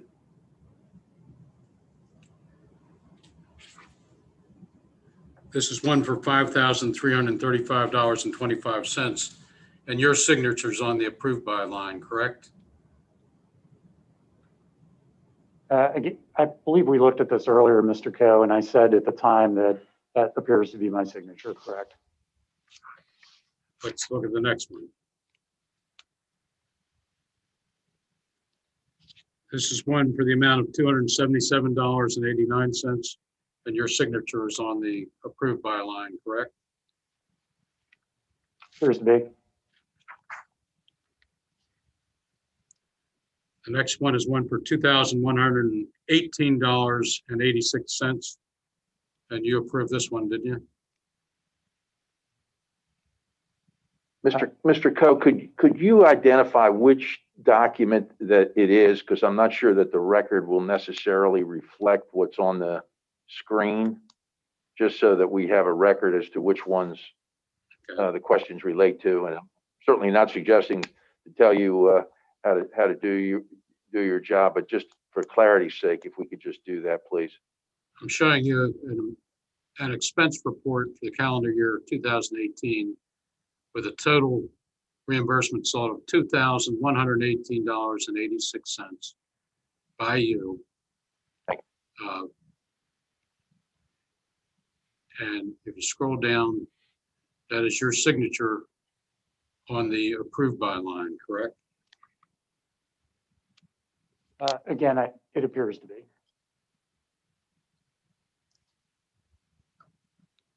I'm showing you a report for expenses during 2018 submitted by you for a total of $2,020.54.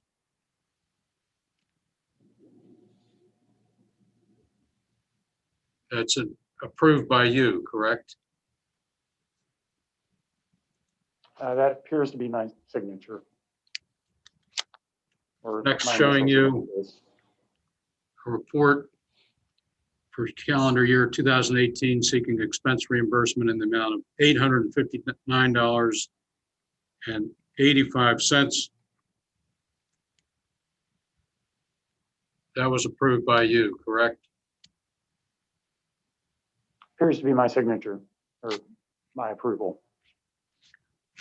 Next, showing your report for 2018, seeking reimbursement of $1,562.72.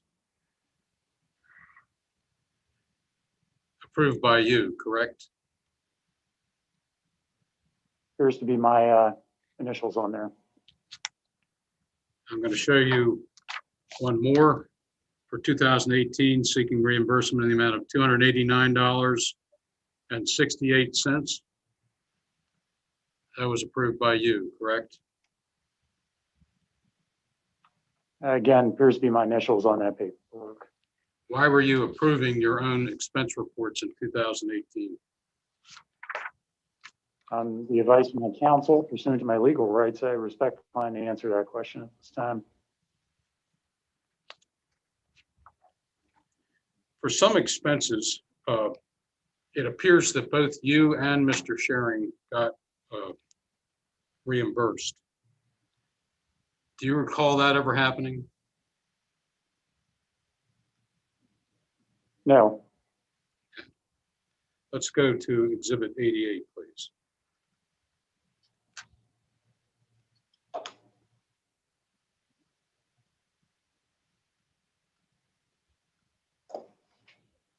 On the left side of this exhibit is a portion of an expense report submitted by you on June 4th, 2020, correct?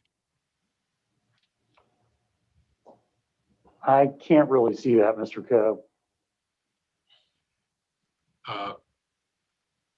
You see at the top, it says overall process expense report, Roy McGrath on June 4th, 2020 for $14,165.38. At the top of the report, I do Yes. see that. Okay. Yeah.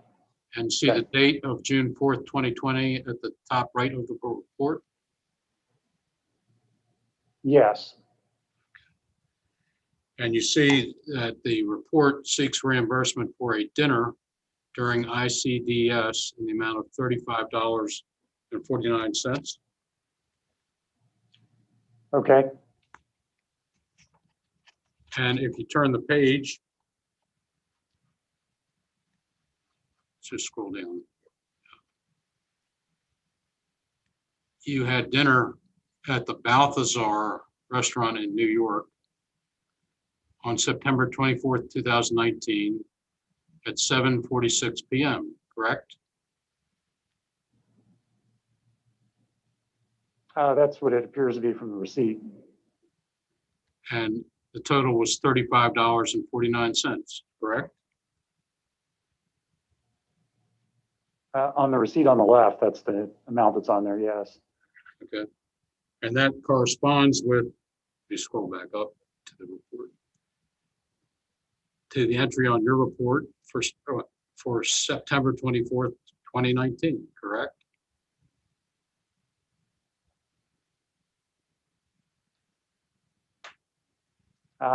Sorry, I don't recall the date on it now, but did you want to bring the receipt back up or? There it is. 3549, September 24th, Yeah. 352949, September 24th, right? That's what it says. Now, if you look at the report on the right,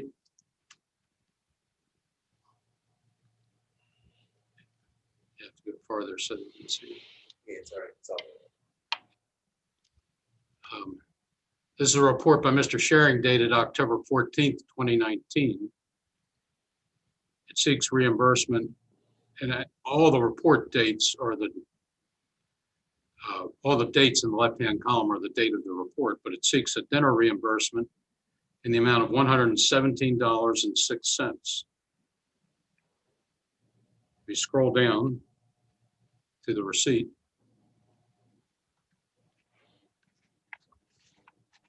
Mr. Sharing submitted receipts for dinner at the Balthazar on September 24th, 2019. The receipt on the right is 7:46, the same time as your receipt, same date, for dinner in the amount of $117.08. And he has both of your names written at the top, right? So, Mr. Coe, I'm not sure if the question was that they're the same time, because they do not appear, at least based on what we're seeing here, that they are in fact at the same time. They're same date, but they do not appear to be the same time. I'm not sure if that was part of the question or not. It's more than an hour. If you look at the receipt on the right, it is the exact same time as Mr. It says Grass 6:12. receipt, 7:46 p.m. If it may be we're not seeing it, but the one that I'm looking at, which is on the right, says it's 6:12 p.m. Now, I'm not sure if there's another time where that we're not seeing it, but it looks like it's highlighted. It's September 24th, 19 at 6:12 p.m. So But I'm not all right, sure if that's right or not. I'll take you through the receipts. Okay. Mr. Sharing's receipts. The first one on the left shows September 24th, 2019, 6:12 p.m. It shows the order, including 1 goat tart, 2 petite Right. steaks, and a profiterole for $98.08. Then the receipt on the right is shows a transaction time of 7:46 p.m. The same So the time problem, as the problem is we can't see that. We're not able to see the one that's all the way to the right. Have you tried scrolling further to the right? Is there a scroll bar at the bottom? Because we can see all of them here. Okay. so the one on the right shows the $99.08 Good. charge plus $18 tip for a total of $117.08. That's great. Thank you. 6 p.m. Great. It appears to be an order for 2 dinners. And the one to the left is $35.49. Right. Well, our left. Let me get rid of that thing,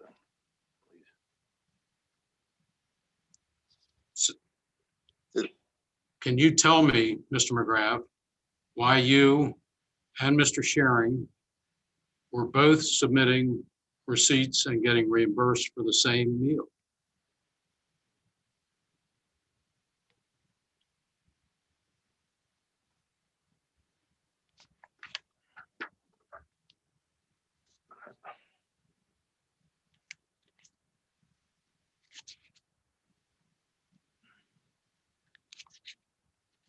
It's not the same meal. Yeah, I'm not clear on this. I couldn't hear an answer there. I said it's not clear, Mr. Coe, from what you're showing. Doesn't appear to be the same meal. You have to speak up, Mr. McGrath. Mr. Coe, I said I can't answer your question based on what I'm looking at here, but it does not appear to be the same meal.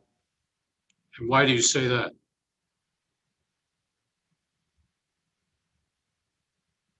Because you have 2 different sets of receipts for different amounts.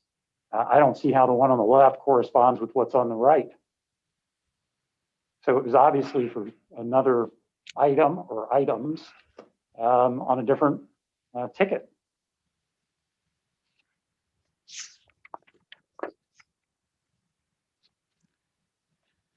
Did you and Mr. Sharing both go to an ICDS event in New York in September of 2019? That sounds correct. We did attend the ICSD. I just can't be certain about. Did you go to the Balthazar for dinner? I can only go by what's on the receipts here, but that appears to be the case. Did you have dinner separately from Mr. Sharon? I don't recall the particulars, or we wouldn't have spent this long on this, unfortunately, Mr. Coe.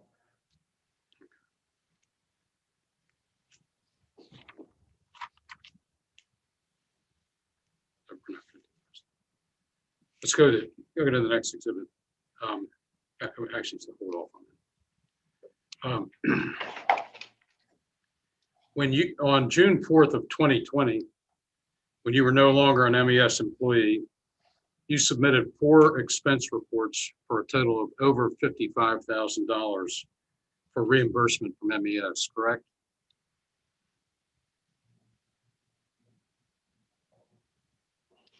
On the advice of my counsel, pursuant to my legal rights, I respectfully decline to answer that question.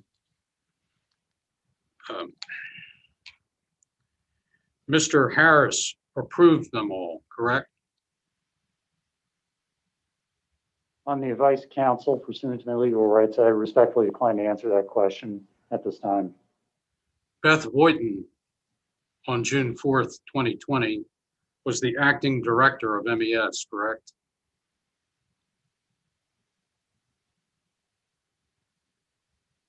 Yes or no? Yes. You didn't notify Ms. Voighton, the acting director, that you were submitting over $55,000 worth of expenses to get reimbursed on June 4th, 2020. On the advice of counsel, pursuant to my legal rights, I respectfully decline to answer that question. You didn't advise any of the directors that you were doing that, did you? On the advice of counsel, pursuant to my legal rights, I respectfully decline to answer that question.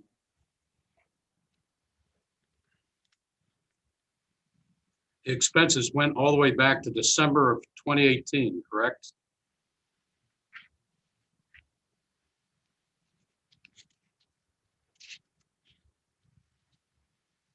That sounds correct, Mr. Coe.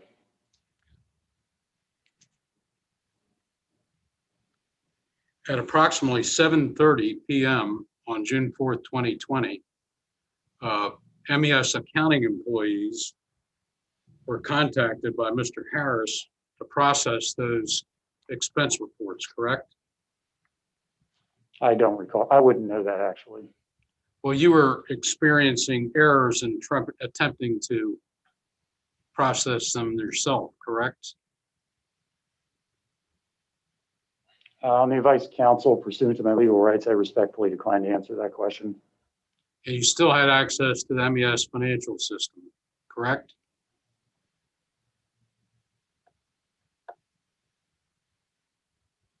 Yes or no? Yes. And payroll day at MES was June 5th, correct? I don't know that, Mr. Coe. Okay. Your expense reports totaling over $55,000 had to be approved on June 4th, correct?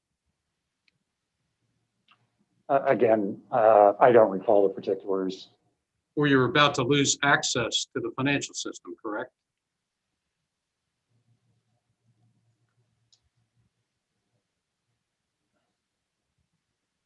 Mr. Coe, I don't recall the particulars, the timing of that. I want to show you Exhibit 88. I'm sorry, 89.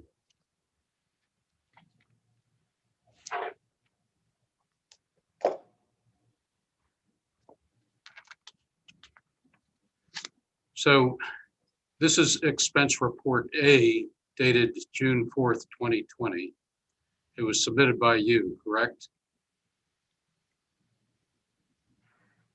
I can only confirm what I see on the screen, Mr. Coe, but the report has my name at the top of it. Scroll through all pages of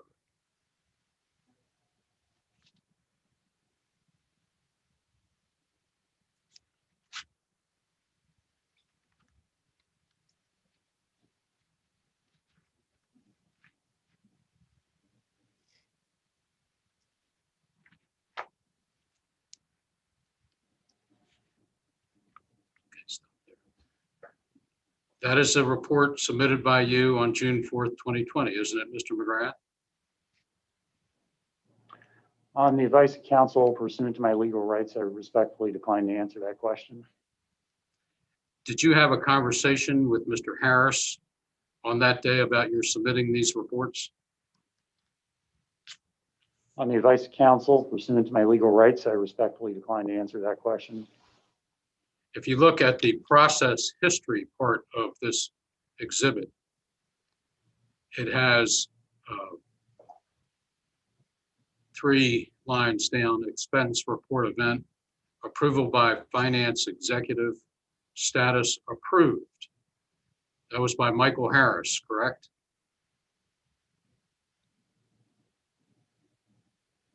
That's what it says on the report, Mr. Coe. Okay. And the first event is expense report event step completed by Jennifer Brown. She's an employee in accounting at MES, correct? I don't know. I'm not familiar with Ms. Brown that I recall. Okay. So she completed her work at 8:36 and 32 seconds on June 4th. And Mr. Harris approved the report at 8:39:10, correct?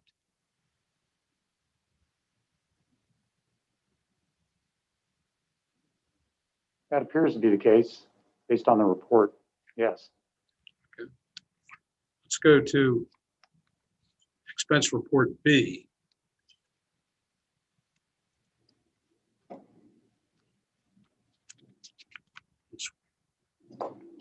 This is another report on June 4th, 2020.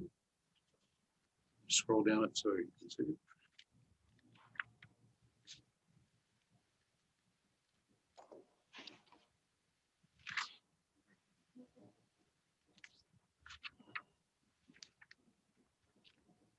It was submitted by you, wasn't it, Mr. McGrath?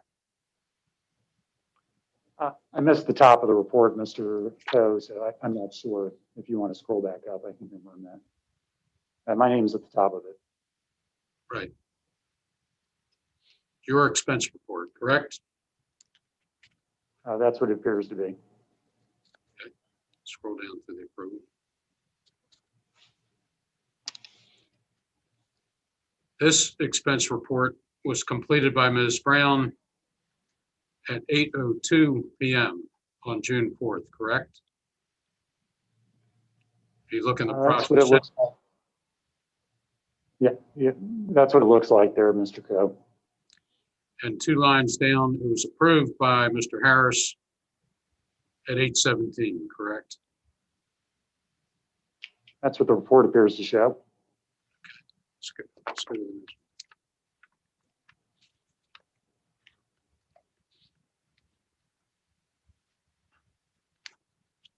I'm showing you now your expense report of June 4th, 2020, expense report C, for a total amount of $6,413.74.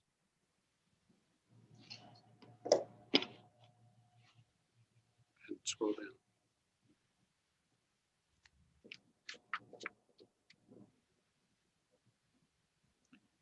And referring to the process history, Ms. Brown had it entered by 8:19 on June 4th, correct? That's what the report appears to reflect, yes.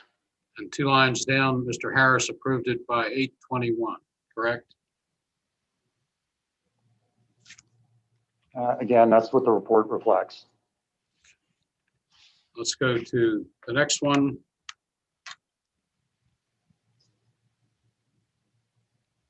This is your expense report of June 4th, 2020, expense report D, in the amount of $14,165.38.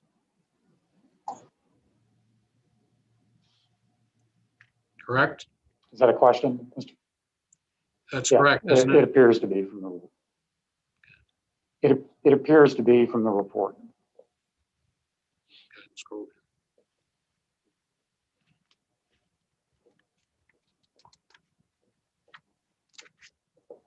And Ms. Brown completed her work on submitting this by 8/17. Mr. Harris approved it by 8/19, correct?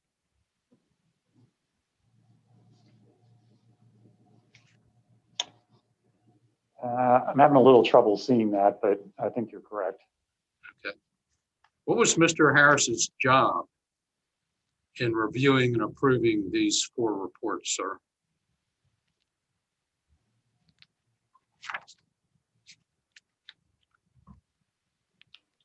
And Mr. Harris was the treasurer of the MES Board of Directors.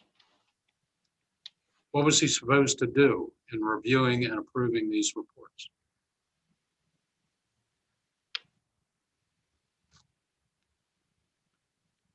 You need to direct that question to Mr. Harris, Mr. Coe. He was an MES employee. He reported to you, correct? That is not correct. Who did he report to? He reported to Ms. Wayton. As finance director, he reported to the deputy director who reported to you. That is correct. And yes, director, you can't tell us what Mr. Harris's job was. Well, you asked it in reference to his role of treasurer, I believe, and I think that's defined somewhere in statute.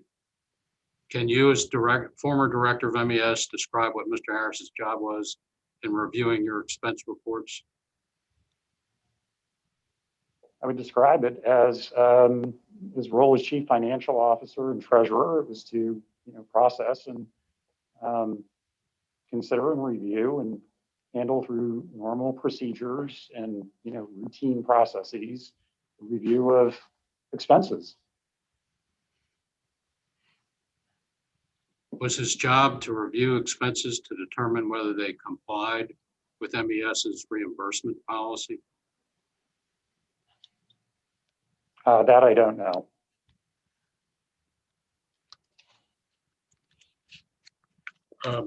What was your process in gathering all these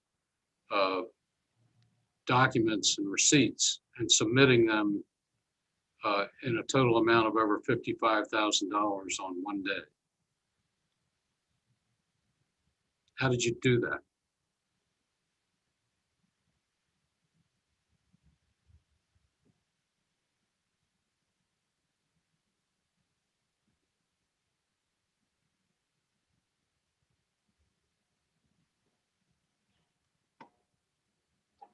Sure, just do this. No, I'm glad to answer the question. The way it was done, first off, it wasn't done over one day. It had to be accomplished over a couple of days. It was while I was onboarding with my new job. So I made time to plow through this quantity of expenses that had accumulated since December of 18, as you pointed out. And through a series of considerable labor and effort, got them put into the system. And how did you identify receipts that were legitimate MES expenses?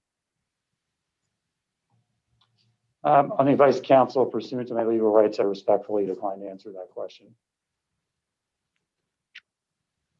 I'm going to give you a couple of examples of expenses you sought reimbursement for and got in this June 4th submission.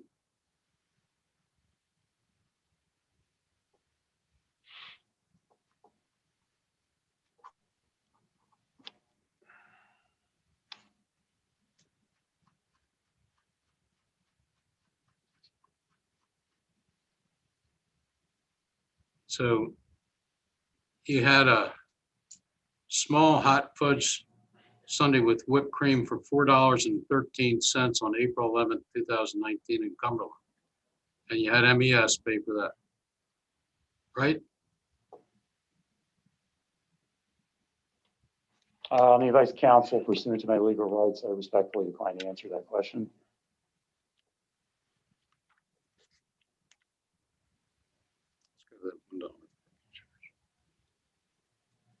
You had MES pay for a $1 parking charge in Annapolis, right? Again, on the advice counsel pursuant to my legal rights, I respectfully decline to answer that question.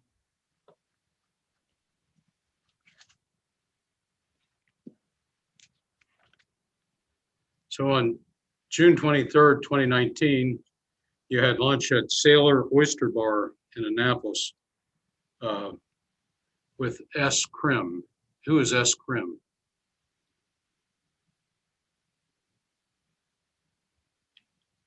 S. Krim is Steve Krim. Why were you having lunch with him on that date? On the advice counsel pursuant to my legal rights, I respectfully decline to answer that question. What was Mr. Krim's job at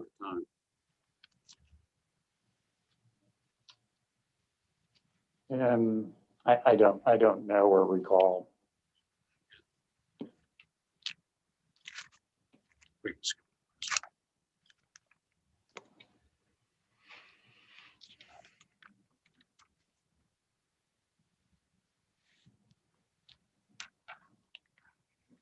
Let's go to 43.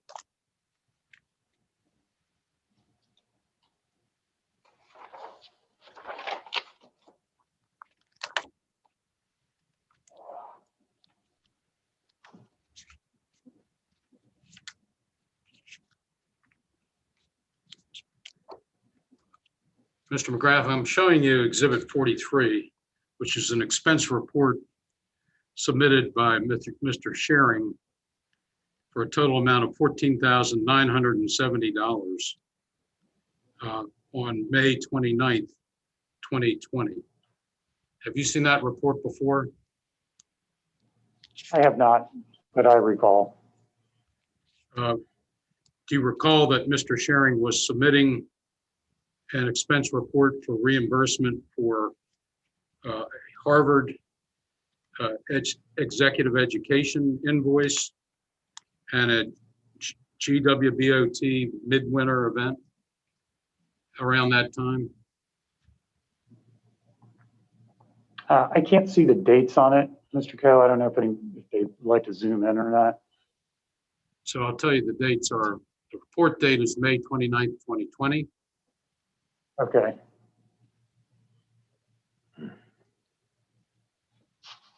And again, the question is? Did you discuss those expenses with Mr. Sharing?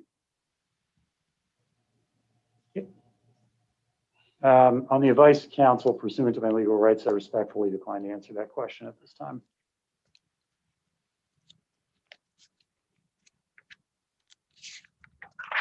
One of the expenses is for an invoice from Harvard in the amount of $14,475. That was for a course for you, correct?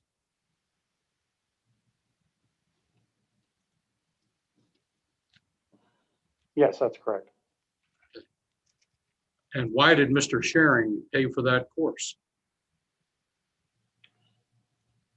On the advice counsel pursuant to my legal rights, I respectfully decline to answer that question at this time. And the course was given on the dates of May 31st through June 26, 2020, correct? That is correct. Let's go to,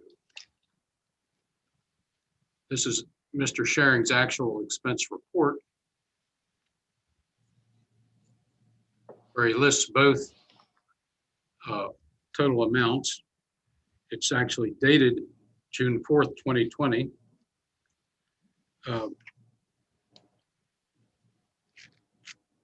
And if you look at the expense report event approved by manager, status approved on May 29th, 2020 at 2:26:22 p.m. by you, correct?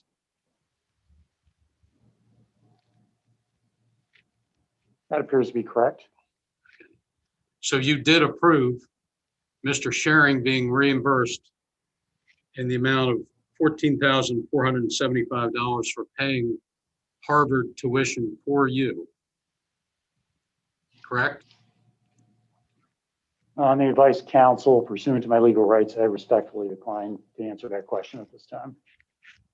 Can you tell me mechanically how you approve this? Did you do this online in the MAS system? Again, on the advice of counsel pursuant to my legal rights, I respectfully decline to answer that question at this time.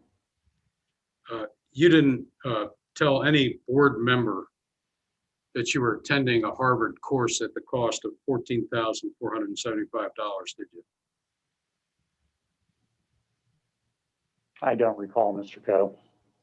You didn't tell any MES employee you were attending that course at that cost other than Sharing or Harris, did you? Again, I don't recall that I did or didn't. You had Mr. Sharing pay for the course and seek reimbursement so that you would be in the position of approving it, didn't you? On the advice of counsel pursuant to my legal rights, I respectfully decline to answer that question at this time. You didn't attend any part of the course while you were an MES employee, did you? On the advice of counsel pursuant to my legal rights, I respectfully decline to answer that question at this time. You didn't tell anyone in the governor's office you were attending that course at the expense of $14,475, did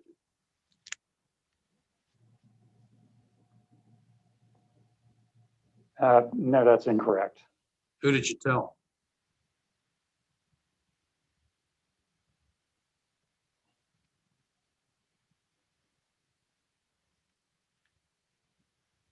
As best as I can recall, I told my administrative assistant. I also shared it with Governor Hogan. You told your administrative assistant, who was that?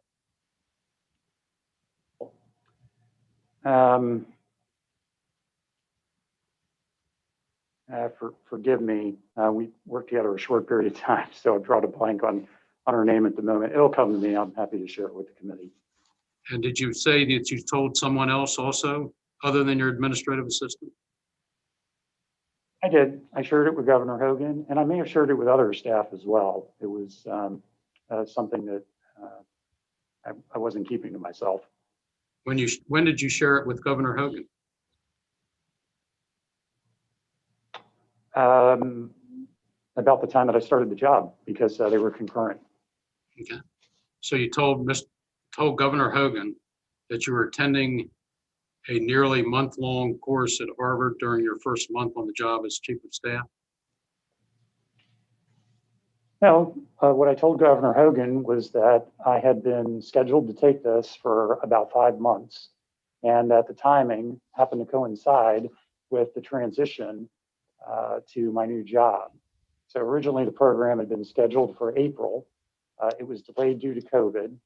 It became an online program, and the transition from one job to the other happened around the same time. And what was Governor Hogan's response? On the advice of counsel pursuant to my legal rights, I respectfully decline to answer that question at this time. Did you tell anyone else in the governor's office? Yes, I indicated that prior. Well, I'm asking if there anyone other than your assistant and Governor Hogan. I don't recall, Mr. Coe. I may have. Did you tell Governor Hogan that Mr. Sharing had paid $14,475 for you to attend this course? On the advice of counsel pursuant to my legal rights, I respectfully decline to answer that question. Did you tell Governor Hogan that Mr. Sharing got reimbursed $14,475 by MES for you attending this course? On the advice of my counsel pursuant to my legal rights, I respectfully decline to answer that question.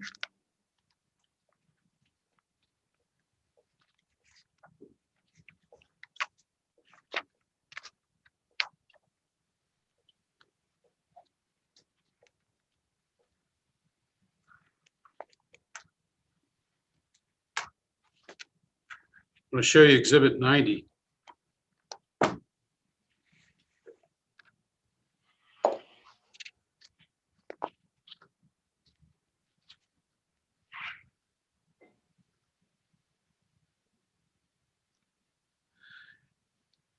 Mr. McGrath, this is the course schedule for the Harvard class, Senior Executive Fellows, May 31st to June 26, 2020. I'm going to ask that it be scrolled through slowly.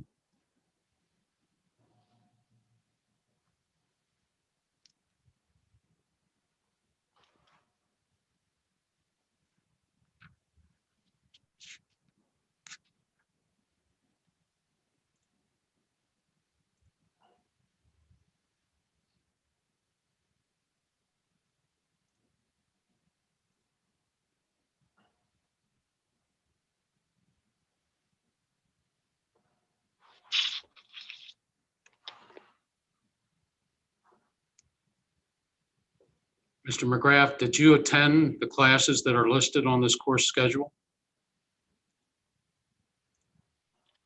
Mr. Coe, there were synchronous classes and asynchronous, meaning that some of them were self-study, so to speak. So I participated in the ones that I could. I did the asynchronous work in evenings and on weekends and things like that. And then there were also recordings of the session, which I was able to refer back to later. Unfortunately, due to the new position timing, it wasn't possible for me to participate live in most of them, with only a few exceptions. I'm going to show you Exhibit 91.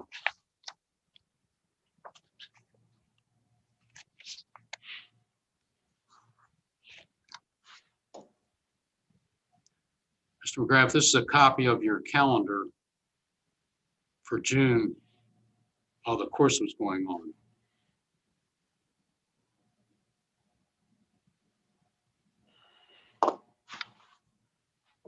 Go slow. Go slow.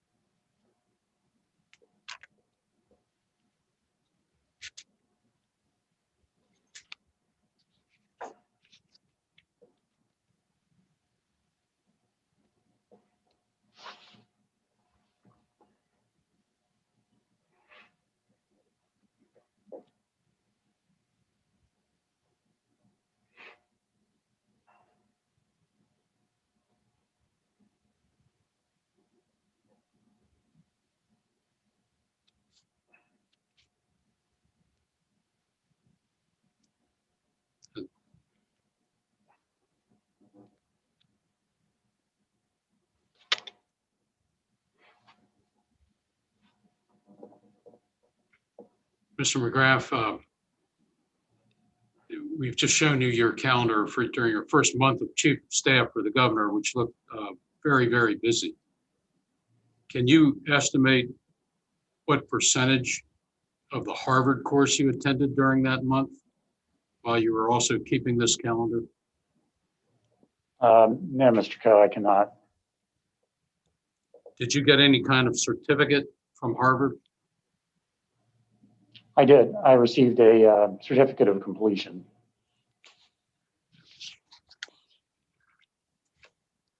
And why did you have MES pay for that course?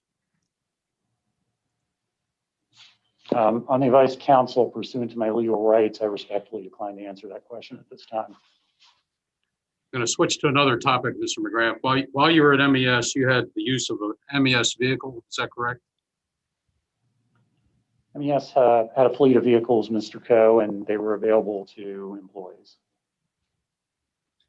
After the office closed in March because of the pandemic, you had the use of a vehicle until you left MES, correct? I had the use of the vehicle the entire time I was at MES, as did other office employees. And you had it during the time of the pandemic too, correct? I believe so. Yeah, as far as I recall. Well, you took a vehicle home with you, didn't you? Not routinely, no. Are you saying that you never took an MES vehicle home with you? No, I'm not saying that at all. I'm just saying not routinely. You requested to take an MES vehicle with you to the governor's office, correct? That's correct. And who did you request that from?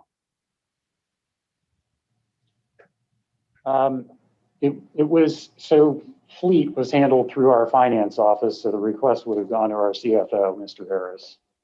It's requested Mr. Harris. That's not something you requested of the board, correct? No, the board of MES is not involved in operations of MES. Well, you requested the board to authorize you to take the laptop and the cell phone, but not the vehicle? They were at different times. No, they were at different times, and one was supposed to be ownership. The other was a governmental transfer of a vehicle, which was MES. How long did you have use of the vehicle while you were chief of staff for the governor? I don't recall using the vehicle at all while I was chief of staff for the governor. Where was the MES vehicle when you were working for the governor in June of 2020? We had worked with the administration team to find a parking spot for the vehicle. And I think it was moved around a couple of times, but it was within the Annapolis complex.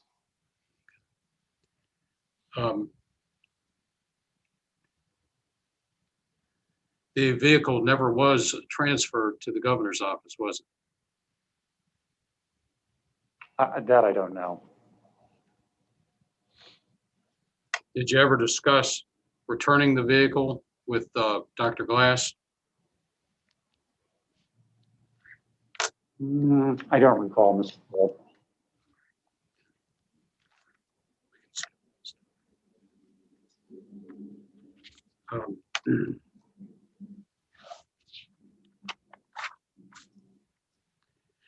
So, Mr. McGrath, you were given a number of special projects by the governor while you were MES director, is that correct? I would describe it a little differently, but I was asked by the administration to assist with a number of special projects. One of them was you were asked to be on Operation Enduring Friendship, is that correct?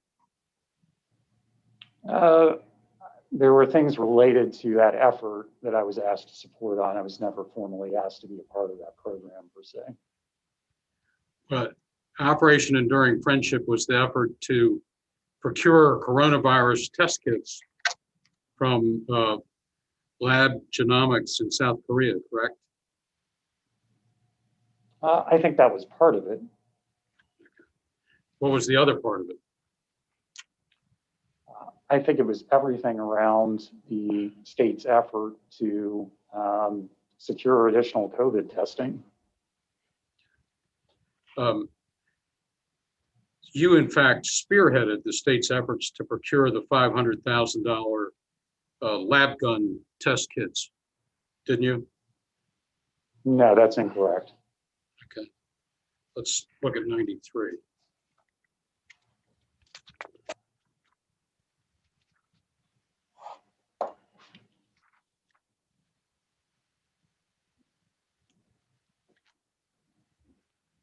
I'm showing you Exhibit 93,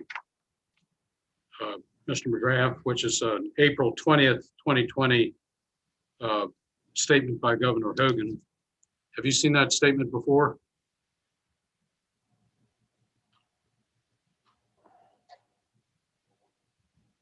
I'm familiar with the statement, Mr. Coe. I haven't seen this particular document before that I recall.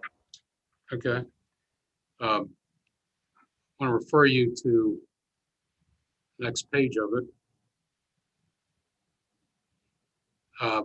The paragraph that starts, I also want to thank Lab Genomics. Please read that You don't have to read it to the committee, just read it to yourself.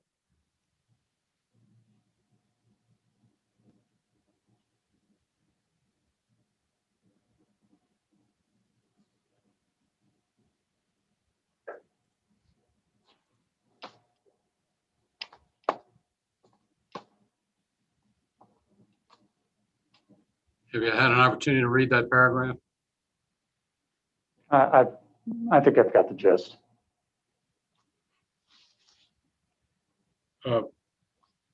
There, Governor Hogan gives thanks to the entire Enduring Friendship and Operation Enduring Friendship team, correct? He lists a great number of people that he thanks. Right. But he gives special thanks to Roy McGrath, the director of MES, who spearheaded our efforts.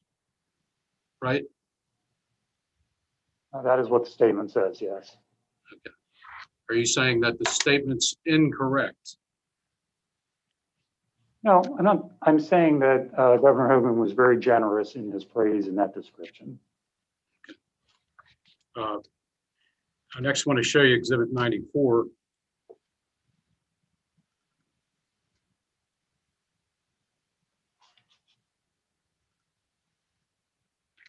This is Exhibit 94 is a Baltimore Sun article dated September 15th, 2020. Have you seen this article before?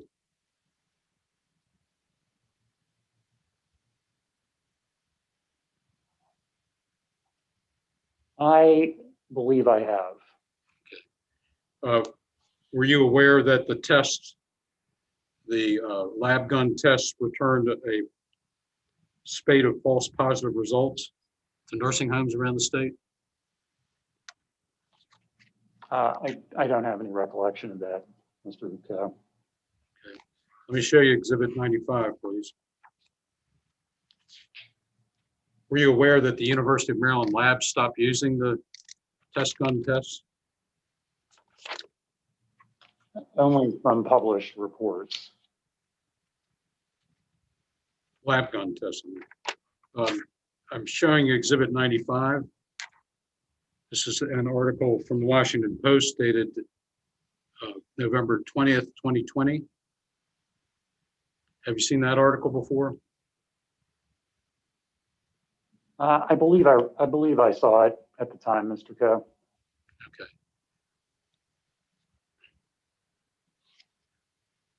Were you aware that the 500,000 coronavirus tests were not used because they turned out to be flawed? I can't affirm the premise of your question, Mr. Coe, but I read what you've read. You don't have any additional information on that? I do not.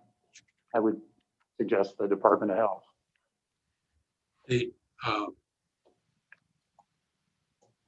You were involved in procuring the $500,000 test kits, the 500,000 test kits, correct?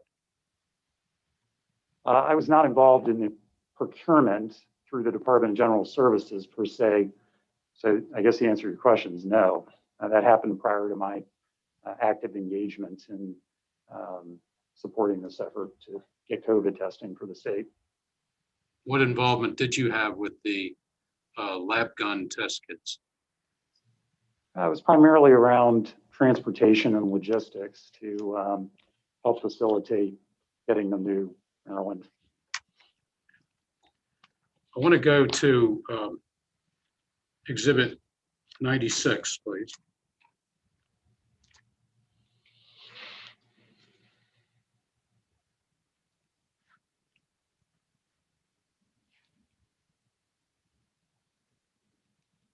I'm showing you an email from Dan Farrow to Matthew Sharing dated August 12, 2020.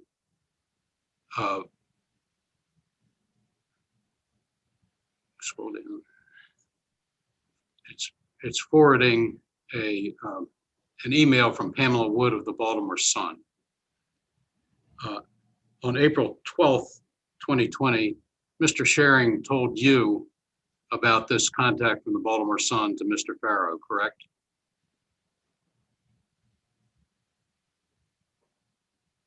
I don't recall, Mr. Coe. Do you recall that before the Baltimore Sun August 14th, 2020 article came out, Mr. Sharing contacted you that it was to inform you it was coming out? No, I do not. Do you recall telling Mr. Sharing to instruct Dan Farrow not to tell Dr. Glass and not to tell Sean Coleman, counsel to MES? On the advice of counsel, pursuant to my legal rights, I respectfully decline to answer that question at this time. Just to give you the time orientation, I want to show you the Baltimore Sun article dated August 14th, 2020. You recall, I'm sure, with that, reading that article when it came out? I recall, without scrolling through the article, I don't recall if it was that particular one, but I do recall articles.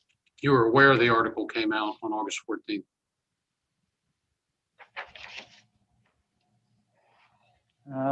I can't say for certain that I was aware on the 14th, but I was aware of I'm aware of the topic in the article.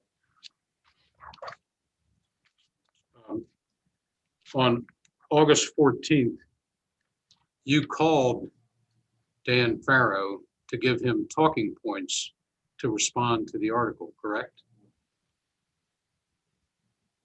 I don't recall the timing, Mr. Coe.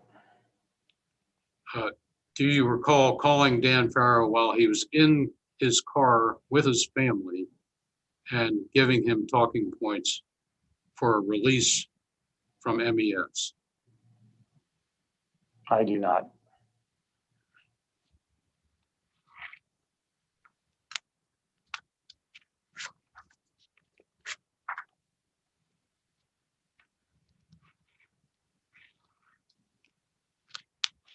Let's go to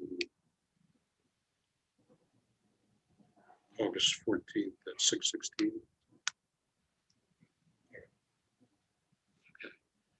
I'm showing you an email from Dan Farrow to David Nevins, which is dated August 14th, 2020 at 6:16 p.m.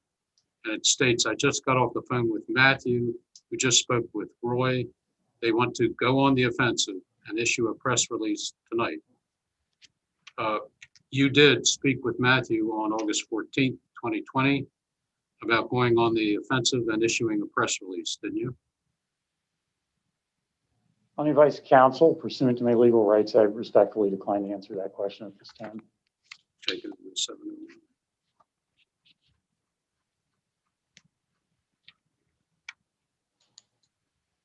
I'm showing you now an email from Dan Farrow to David Nevins dated August 14th, 2020 at 7:01 p.m., which says, I have some talking points from Roy. I'm adding to it and will forward shortly. You did provide Mr. Farrow with talking points, correct? I don't recall that, Mr. Coe. And Mr. Nevins was assisting in this effort, is that correct? I don't recall, Mr. Coe. When did you first develop a relationship with Mr. Nevins?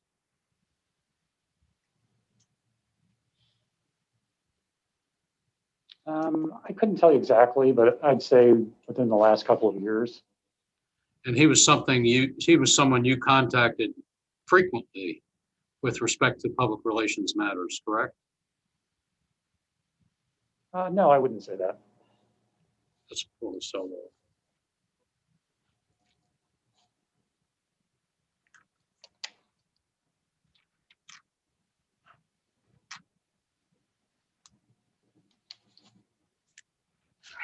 Just go. I want to show you Exhibit 97, which is your cell log, and it highlights contacts with Mr. Nevins. And I want to show you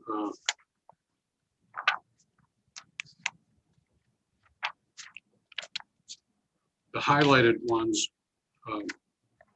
Just go through them really slowly so you can see things.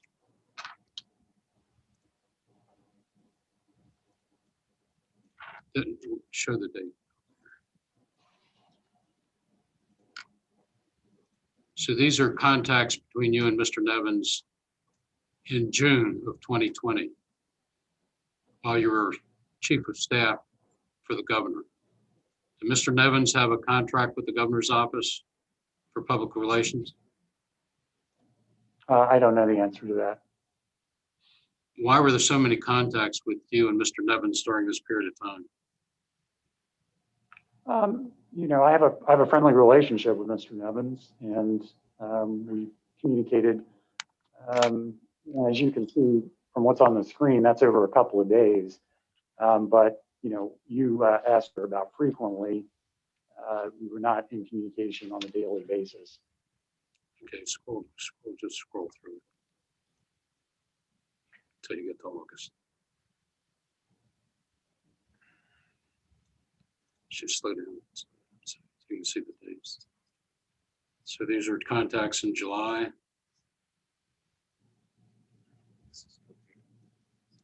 So, it's all June. Oh, it's still June. Oh, so these are still contacts in June. They appear to be over the same date, unless I'm misreading this. Now, there's June 14th, June 15th. I don't see the date. There's June 17th. Scrolling, Mr. Coe, scrolling this is other than being able to identify a whole lot of highlighting is of little utility, because there's no way that anybody could possibly make sense of this in this format. But we're happy to do the best we can given the circumstances. We'll go slowly and then I'll ask them a question.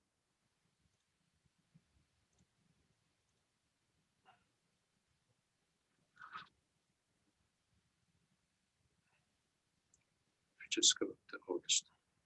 Yes. Go to August.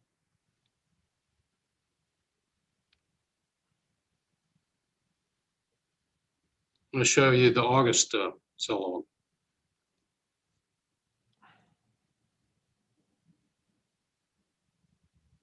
So go to the 14th.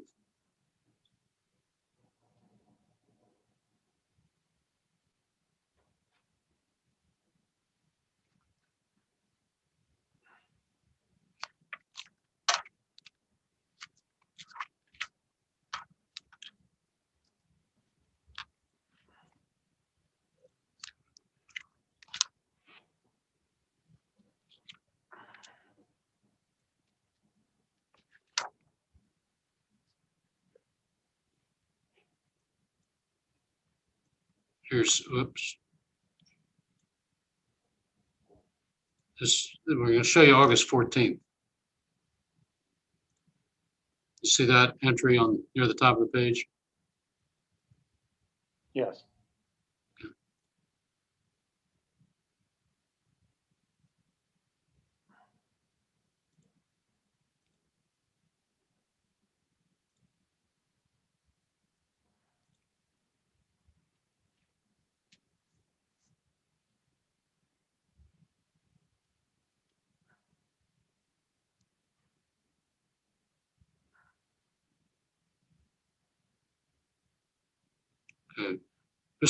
You and Mr. Nevins had frequent contact on August 14th, the day the Sun Papers article came out, correct? Mr. Coe, I'm having a difficult time interpreting what's on the screen, so I can't say yes or no to your question. Well, just answer based on your recollection. Do you recall having frequent contact on August 14th with Mr. Nevins regarding the subject matter of the Sun article? Again, I guess frequent is up for definition. I would not have described it as frequent. On August 14th, you and Mr. Schering were trying to control the content of MES's press release, correct? On the advice of counsel, pursuant to my legal rights, I respectfully decline to answer that question at this time. And one of the efforts you made was to try to highlight the fact that other MES employees had received severances, correct? On the advice of counsel pursuant to my legal rights, I respectfully decline to answer that question.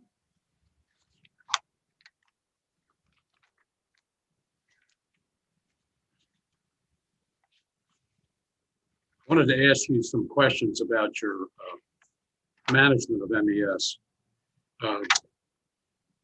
And this comes from interviews with employees. When you went to the MES office, you regularly passed by the front entrance and went in a side entrance, correct?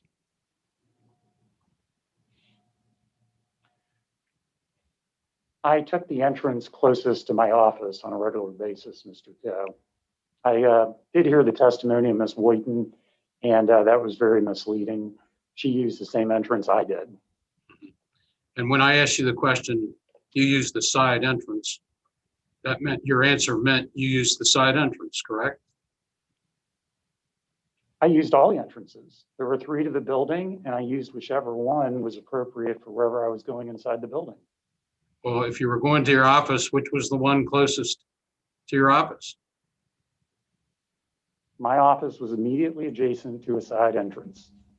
So you used the side As was entrance Ms. Woyton's. on a regular basis, correct? I would say that's fair. You did that, according to employees, in order to avoid contact with the employees. Is that correct? Absolutely not. Absolutely not. Did you direct employees to contact you primarily by text message?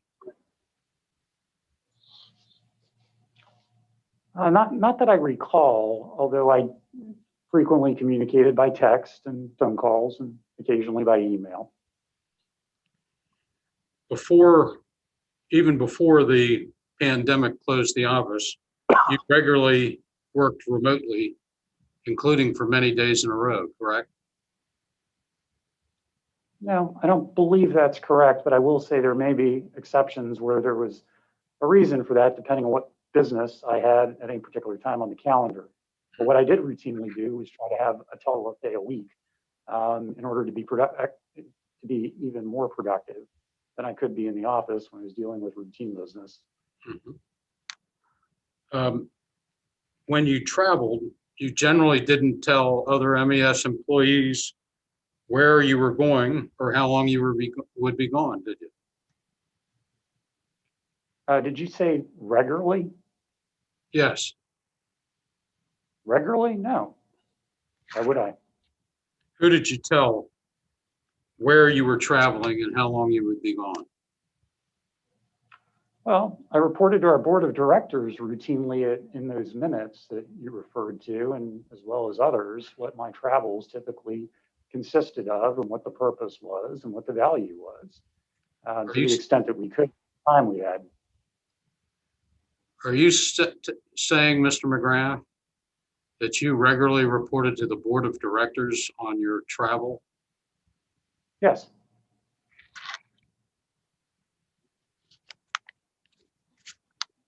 I want to show you Exhibit 98.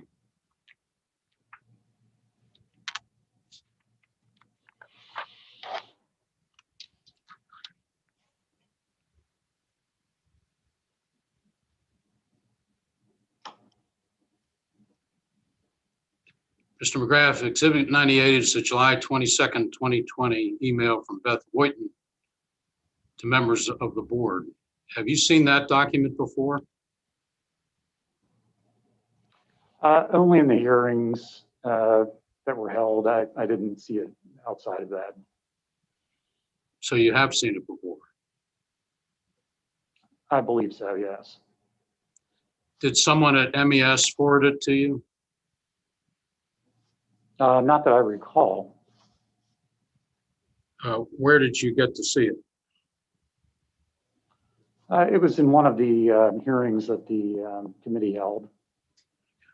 I can't say for certain if if it was shared otherwise, but I do recall seeing it at the hearing. In it, Ms. Whitten reports that she was unofficially told that the legislative auditors notified a finance group member that an anonymous complaint was received about the director's spending. I was unofficially told that the agency was directed to investigate the allegation. I do not know the results of the investigation, but obviously this needs to be divulged to the auditors. When you were director of MES, did you know that Ms. Whitten was told that the legislative auditors noted a finance group member that a complaint had been made about your spending?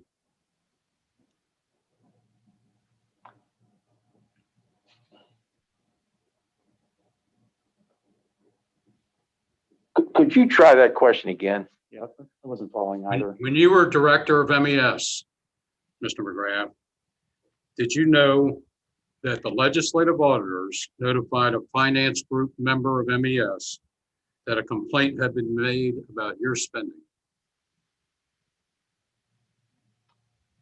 I can't say for certain, Mr. Coe, that your statement's correct. I don't know that it referred to any particular individual spending, but there was an anonymous complaint shared by the Office of the Legislative Auditors that had a reference to that in it, as I recall. When did that occur? It was around the time of our audit concluding, which would have been in October, November of last year, if my memory serves me. So there would have been sometime in the fall of 2019? I believe so. And who did the legislative auditors notify? I don't recall who the letter went to, Mr. Coe. Who notified you? As far as I can recall, I believe our CFO let me know. Mr. Harris? That's right.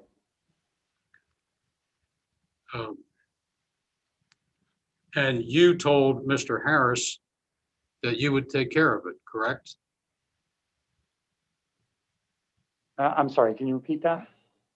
When Mr. Harris told you of the anonymous complaint reported by the auditors, you told Mr. Harris that you would take care of it, right? I'm not sure I understand the question, but no, I did not tell Mr. Harris I would take care of it. Certainly not that I recall. Okay. Did you understand that the auditors had directed the agency to investigate the allegation?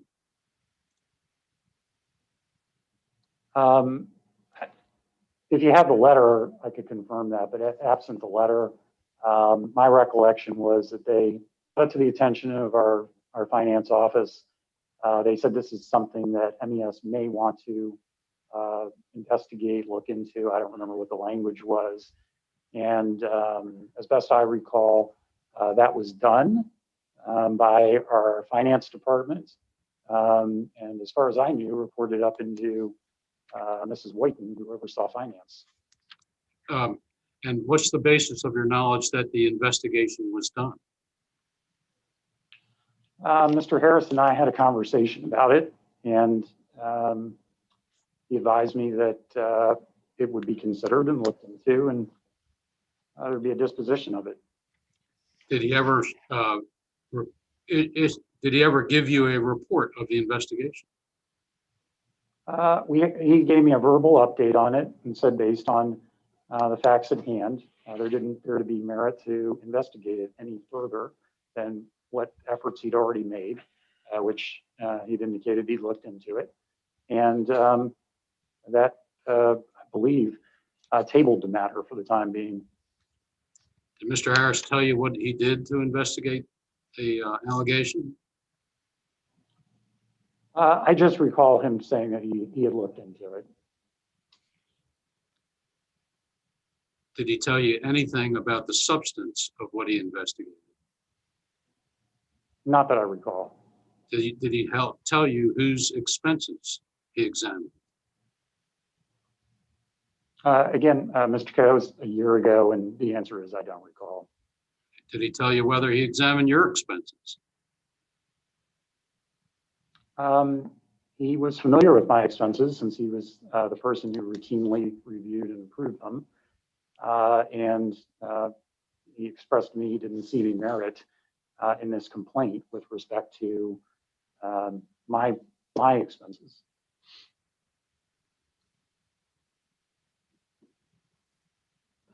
Did you finish your answer, sir? I did. Okay. You said he knew about your expenses, but earlier we reviewed a number of expense reports submitted by you that you approved of. Did he tell you whether he investigated those? No, the answer to your question is no. I think you showed a few examples. I suspect there was a bona fide reason why those were handled that way. But no, he did not as part of this conversation. What was the bona fide reason why you handled your own expenses, approved your own expenses, Mr. McGrath? On the advice of counsel pursuant to my legal rights, I'm going to respectfully decline to answer that question at this time.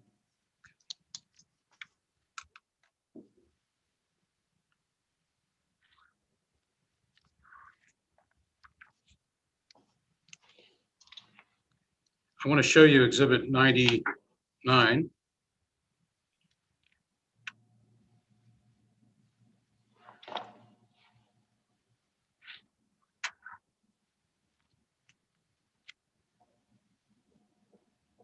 This is a text message from you to Mr. Addison on July 24th, 2020. You say, "Hey, Billy, I just heard about the letter." You're referring to Beth Woyton's July 22nd letter, correct? On the advice of counsel pursuant to my legal rights, I respectfully decline to answer that question.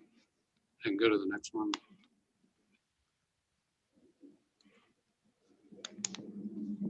This is a text message on the same date to Dick Street, another MES board member. You're referring again to Ms. Woyton's letter, correct? I believe that's correct, Mr. Coe. Okay. And did you discuss that with Mr. Street? That I don't recall. Did you discuss the letter with Mr. Addison? I do not recall. Are you aware that MES hired outside auditors to, among other things, examine your expenses? I'm aware that we had a standing contract with an auditor to routinely review MES expenses and other financial records. And only through information was shared with me that I understand that they did a review of expenses that have been submitted. Have you ever seen the audit report? I have not, but I recall.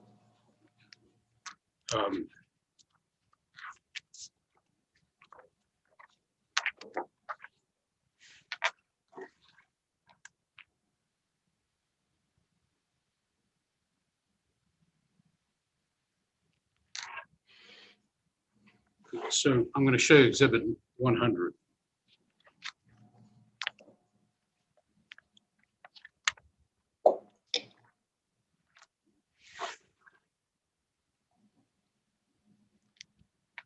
Mr. McGrath, this is an audit report by RSM regarding the expense reports of certain managing directors at MES. And the attachment to the report, attachment B,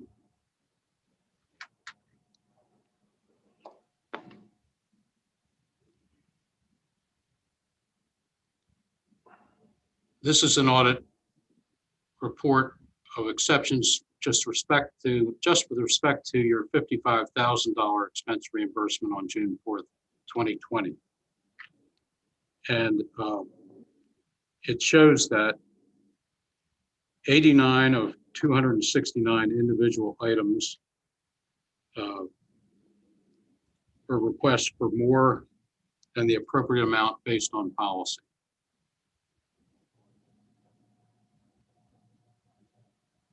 Is that the line, Mr. Coe, that says totaling $3,600? That's correct. You have to, can you? Okay. It shows you didn't use state service contracts when booking hotels or flights on 106 out of 289 individual items. It shows you did not submit expenses within 5 days of incurring the expense while on travel in 69 of 269 items. It shows your expense is not listed as an acceptable expense within policies provided on 29 of 269 items. Shows a receipt or applicable support was not provided upon reimbursement submission on 52 of 269. And it showed that you submitted the expense for reimbursement after leaving the service on 69 of 269.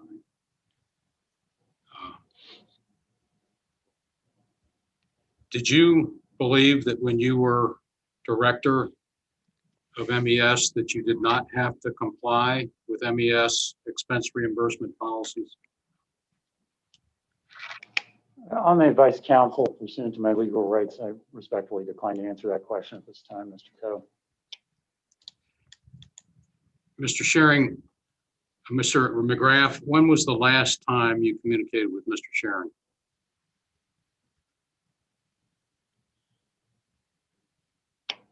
I'd say within the last week.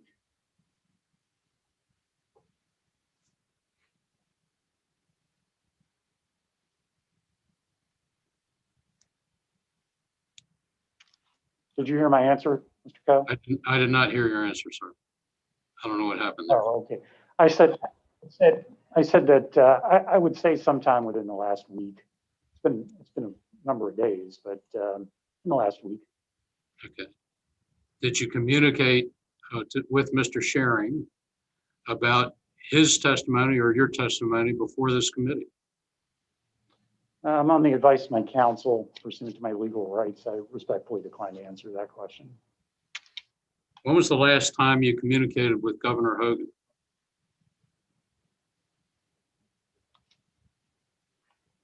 It would have been on the day my resignation was announced, which I believe was August the 20th. The last part of your answer was muffled. I couldn't hear it. I said I believe, but without looking at a calendar, it was August the 20th, the day I. Those are my questions, Mr. Chairs. I'll turn it back to you.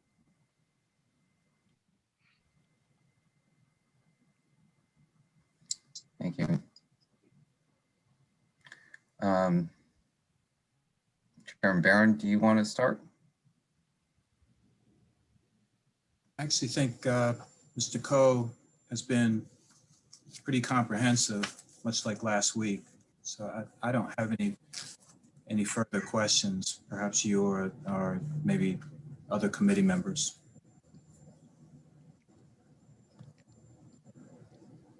Sure.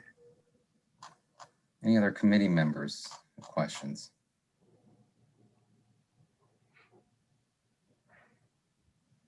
Okay. I do have some questions myself. I do appreciate the line of questions from Mr. Coe. And I had some questions to follow up on Mr. McGrath, your involvement in the procurement of these South Korean tests. And I know that you had stated that your involvement was somewhat limited. I think it is important for us to see and understand what your involvement was, because this took place during your time at MES. And I'd like to actually include some material that we're bringing forward that if I could share my screen to committee staff. You should be good. Okay.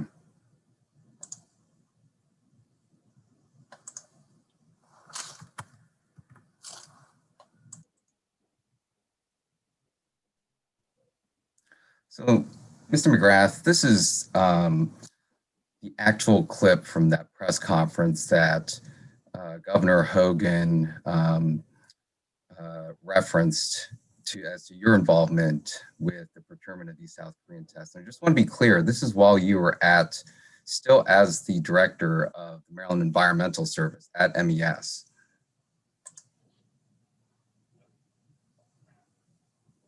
And I want to personally thank President Moon Jae-in, Prime Minister Chung, Ambassador Lee, and Prime Minister Hong, the Director for Public Diplomacy at the Ministry of Foreign Affairs, who is here representing the Republic of Korea today and who was there with us at BWI on Saturday. I also want to thank Lab Genomics, who developed and produced the tests, Samsung SDS for the logistical support, Korea Air for this very special charter flight, the Korea Trade Investment Promotion Agency, John S. Connor Global Logistics, and our entire Operation Enduring Friendship team here in Maryland, especially Roy McGrath, Director of the MES, who spearheaded our efforts, along with Secretary Ellington Churchill and the Department of General Services, Deputy Secretary Fran Phillips and the Maryland Department of Health. So I just want to be very clear in understanding what your involvement was in procuring these tests. You were listed first before Secretary Churchill, before Deputy Secretary Fran Phillips, and cited as someone who had spearheaded the procurement of these lab genomics tests. Can you be very clear about what your involvement was? What did you actually do to assist in the procurement of these tests? Well, again, Senator Lamb, as I said earlier when Mr. Coe posed the question, I think Governor Hogan was very generous in his praise of me and the work that I did. But to be specific to your question in my response, my role, again, was to help facilitate with some of the supply chain and logistical challenges that surrounded what was a very urgent need and a complicated process of getting the tests that the state had acquired from South Korea to Maryland, doing it in a safe way where it was not somehow obscured by other parties. And that was what I did. So why did he credit you with spearheading this effort then? Are you saying that that's hyperbole? No, I'm not saying it's hyperbole. You have to keep in mind that this press conference was held, I believe, 1 or 2 days after the arrival of the Korea Air flight with all the cargo aboard at BWI Airport. And I played a not insignificant role in helping to facilitate the logistics for that process. But it is without question that my former colleagues at the Department of General Services and at the Department of Health and others were the critical people, not only in finding and evaluating and purchasing the test kits, but ultimately enabling them to get here and help us save Marylanders' lives. Why was your role so critical to this effort? After all, you were the director of the Maryland Environmental Service at the time. And this is a healthcare related procurement. It is and it isn't, in the sense that a logistical challenge like the one that we thought was very possible related to getting the test kits here was really a project management issue. And I've spent decades doing project management and doing it successfully in different capacities. And so I believe that's why Governor Hogan tapped me to help assist with getting that facilitated. We also had as data points the fact that other states had tried to do similar things with PPE and other types of healthcare goods, and those have been interfered with. So the Governor Hogan, I think rightly so, wanted to make sure we did all that we could in order to make sure that the test kits that we acquired got here. Okay, and most recently, Acting Secretary Schrader had contended that these tests were clunky and that he acknowledged that the tests actually had to be returned back to South Korea at an additional $2.5 million of taxpayers' expense so that we could receive tests that actually worked and could be used in the lab. The account was put forward in this Washington Post article that I think you saw earlier as part of Mr. Koh's exhibits. Are you familiar with this article? Have you read it? I believe we covered this earlier, and I believe I'm familiar with that article. Is there anything in the article that you contend is incorrect? I couldn't answer that at the moment, Senator Lamb. I'm happy to go back and take another look at it, and if there's some feedback I can share for you with the committee, I'm happy to do so. Were you aware at the time that you were either the director of MES or as the chief of staff to the governor that there were concerns and problems with these tests, that they could not be used and that they had to be returned back to South Korea at another cost of $2.5 million? I wouldn't define them as problems, Senator Lamb, but I'd have to defer to the Department of Health when it comes to the clinical efficacy of the tests. That's outside of my area of expertise. So that was your understanding with what was wrong with these tests, that there were some clinical efficacy problems? And is that how they were characterized most recently by Secretary Schrader as being clunky? No, sir, that's not what I said. I said I'd have to defer to the department on that question. What's your understanding of the problems with these tests since you were chief of staff at the time? Again, I don't think it's a question of problems with the tests. As Governor Hogan himself has said, there was an opportunity to secure a better testing solution through lab genomics, and the state took it. Okay. And back in May at a hearing before Education, Health, and Environmental Affairs, Secretary Churchill was asked about the components of the test, and he had cited the fact that these test kits had a catalog number, as you see here on the far left. And I actually at the time had asked him this question. I did not know at the time that the state's first batch had already been swapped.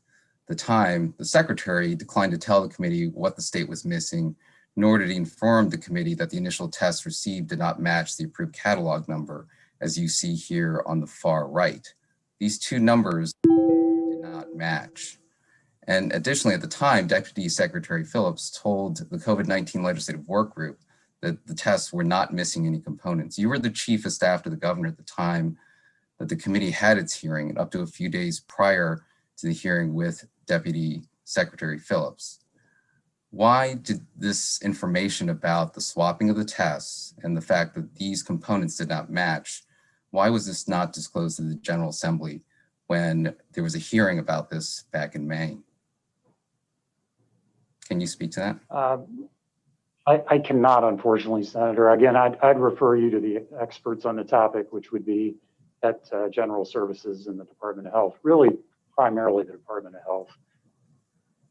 So the Department of Health has declined to answer a lot of these questions. And since you were the former chief of staff, I presume that you had some knowledge about why these tests were sent back. Was any effort made to have Lab Genomics send us the proper tests without having to spend another $2.5 million to swap them? Again, I'm not sure I can agree with the premise of the question. You said to send us proper tests. Lab Genomics, to the best of my knowledge, sent proper tests, and then they were subsequently replaced with a newer version. But then why did we not build into the contract that we would receive the newer version, which was only about a month later, at no additional cost, since you were involved in the procurement? Well, yeah, again, I wouldn't describe it as involved in the procurement. It depends on how you define procurement. I was not involved in purchasing these. I was involved in, again, the supply chain part of it. But to answer your question, I don't know why or what the process is of general services for contracting under emergency procurements when it comes to the specifics of the question you just asked. On the slide, you see Acting Secretary Schrader told the Board of Public Works recently that he was only just recently aware of some of the issues with the lab. This slide shows some of the agendas that were obtained by the Washington Post for calls about testing capacity and deployment. It looks like you and Acting Secretary Schrader were on the agenda for these calls, and these calls were scheduled for May 11th, May 13th, and 14th, which is relevant because Acting Secretary Schrader had told the Board of Public Works that decisions about returning the first batch of tests occurred back in early May. Since you were on the agenda for these calls, can you provide any insight on who else participated in these calls and what was discussed in relation to these tests? With respect to who else participated in the calls, I would think that could be ascertained from taking a look at the meeting invitations. From what I'm reading on here, at least the bottom one, it was an invitation from former Chief of Staff Clark. I'm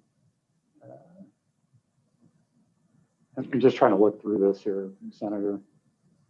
But in terms of what was discussed, I can at least address that part of it. The agenda outlines it pretty clearly. This was a very laborious effort on behalf of the administration in order to do everything we could to facilitate as much COVID testing in a thoughtful and quick way as possible, subject to the strategic plan that the governor laid out for how we would approach COVID-19 testing. And I guess my final question then is, Acting Secretary Schrader had told the Board of Public Works that, quote, we were under pressure, end quote, when negotiating with Lab Genomics. And you were obviously part of those negotiations because they occurred while you were the director of MES. Was the pressure that Acting Secretary Schrader referring to the concern from the governor's office about the public learning that the initial batch of tests that landed at BWI had to be returned and subsequently resent new tests at additional taxpayer expense? Was that the pressure or concern that you and others who were involved in the procurement of this were concerned about? I don't know what pressure Secretary Schrader was referring to. That question is better posed to him. I can tell you from my own perspective, the pressure involved was in order to get as much COVID testing in a responsible way, as responsible and effective way as possible, so we could save Marylanders' lives. And that's not hyperbole or an overstatement. That is what we were trying to do. This was a life or death critical matter that came across March on everyone's plate. And this was Maryland's very effective and coordinated response to it. Were you aware at the time that none of the original tests that were shipped were actually used on patients, that they were only used for calibration purposes and trying to use them in the lab before they all had to be returned back? I don't recall the particulars of sort of that clinical aspect of this conversation, Senator.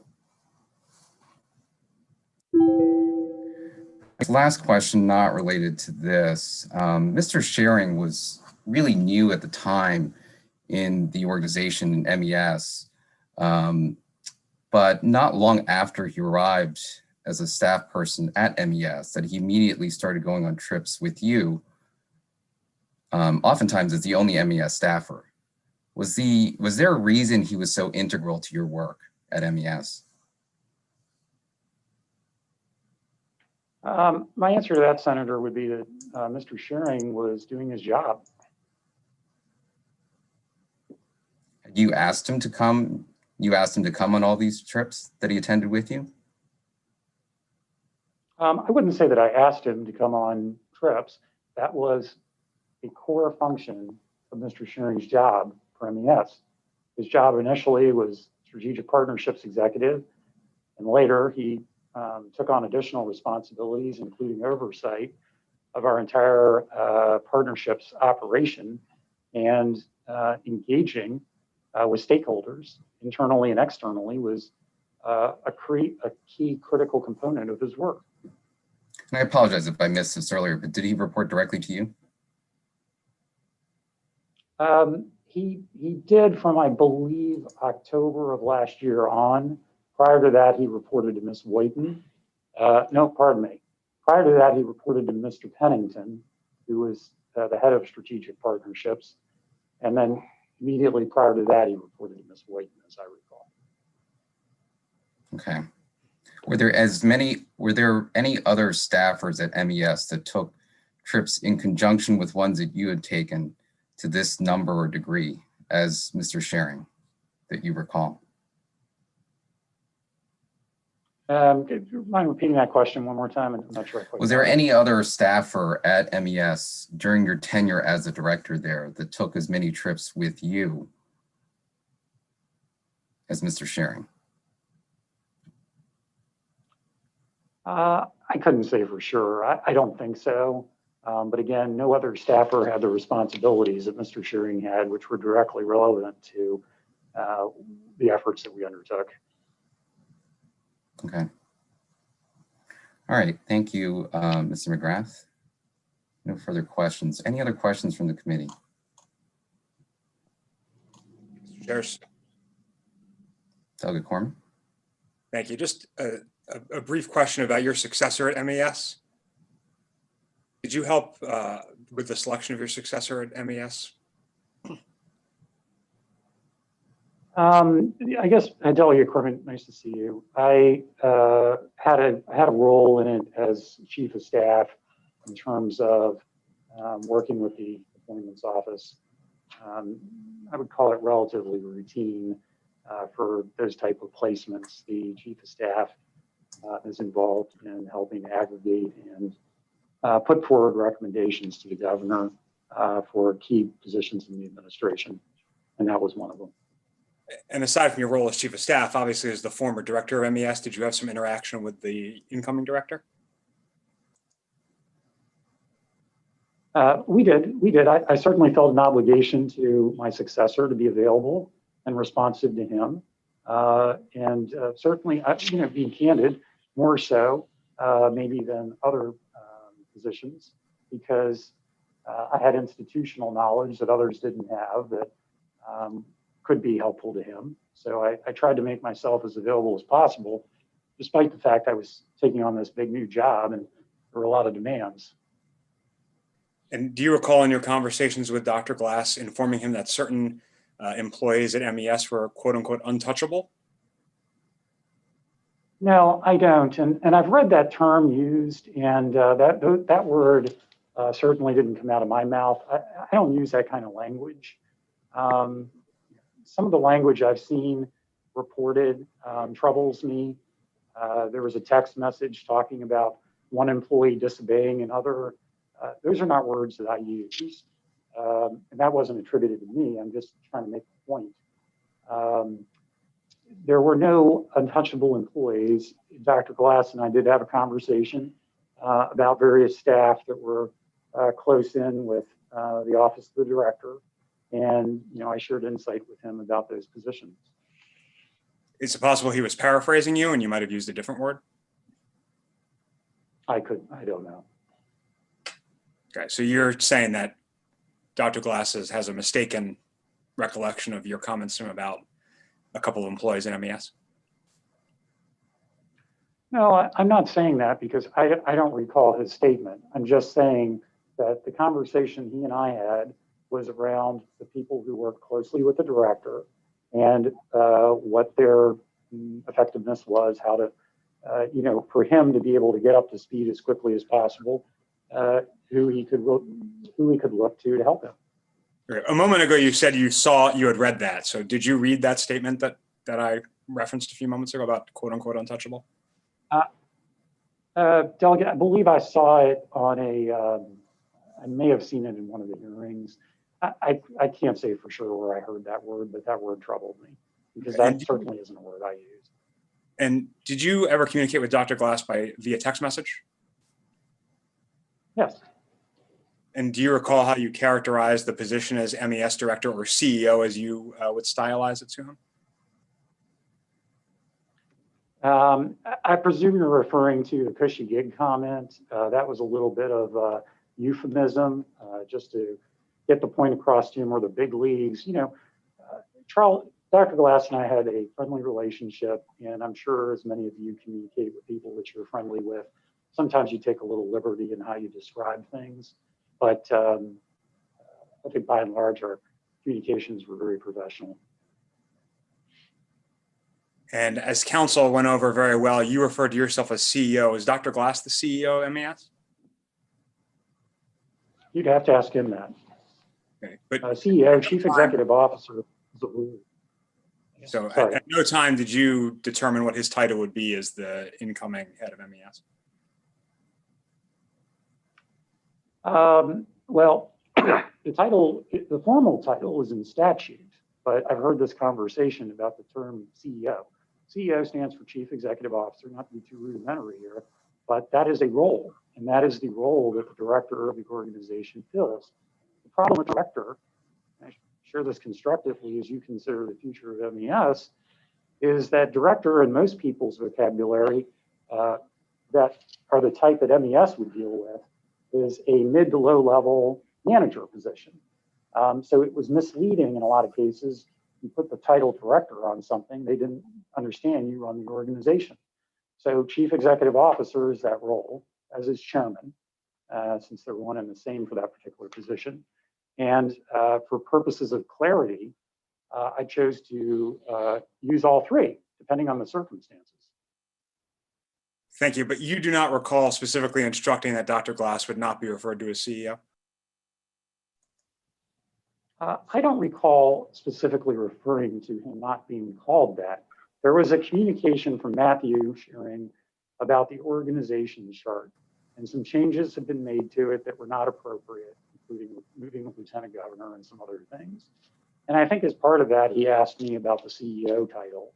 And I said that it was not, I was trying to communicate that it wasn't routine to use that title in most formats. And that was the message I was trying to get across. Not that he could or couldn't, that was up to him. Thank you, Mr. McGrath. Thank you, Mr. Chairs. Thank you, Delegate Corman. If there are no other questions, we can proceed to closing remarks. Chairman Barron, you have any remarks?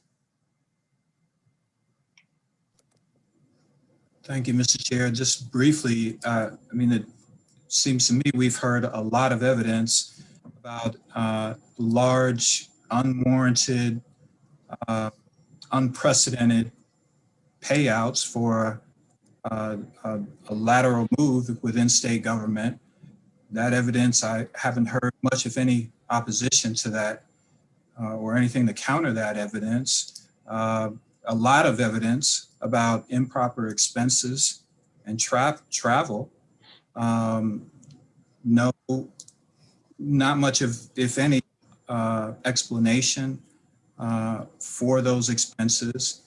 Not much to oppose much of the evidence that this committee has gathered, and a lot of evidence from witnesses, previous witnesses, and you know, of just really kind of a bad, a toxic environment at this state agency. Again, not much answers from the two individuals who appear to be at the center of all this, Mr. McGrath and Mr. Sharing, and the committee can make inferences about their answers or non-answers as they see fit. But it's very troublesome. We would have liked to have heard more from both witnesses, but I look forward to convening with the committee further to see where we go from here. Thank you. Thank you, Chairman Barron. I echo some of the similar concerns. I am concerned about the contradictions rather, that I've been hearing as part of these proceedings today. We have a duty to hold people accountable, and yet we hear on one hand, Mr. McGrath has known Governor Hogan since the 1990s, but can't acknowledge if the governor is a personal friend, or even acknowledge what title that he had within MES. We have a contradiction in that it's become clear from the expenses that Mr. McGrath accumulated over just 3 years as head of this agency, globetrotting throughout the US and the world, that there seemed to be very little justification and rationale for these additional expenses and additional benefit to MES. And so there's an inherent contradiction behind why his expenditures far exceeded those of his predecessor, to what end and to what benefit.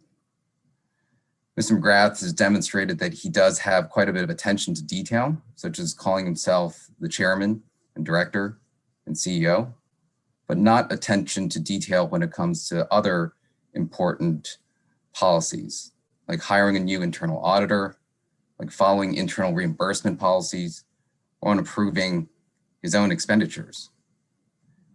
And so I do have concerns, and I continue to have concerns about this.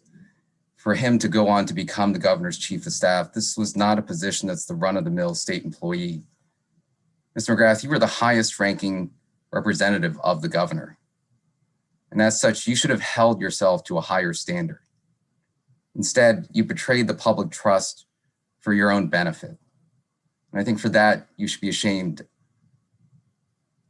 It's really disappointing to all of the hardworking folks within state government who are working really, really hard, incredible hours during a pandemic, facing financial challenges and a shortage of resources, and yet you were globetrotting and spending and receiving a wild severance benefit while leaving one state agency to take a position in another.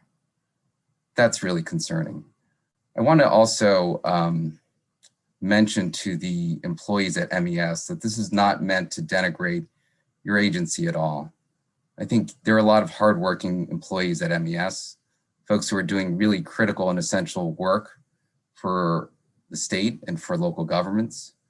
And it's unfortunate that Mr. McGrath's tenure at the head of MES is marred in this way.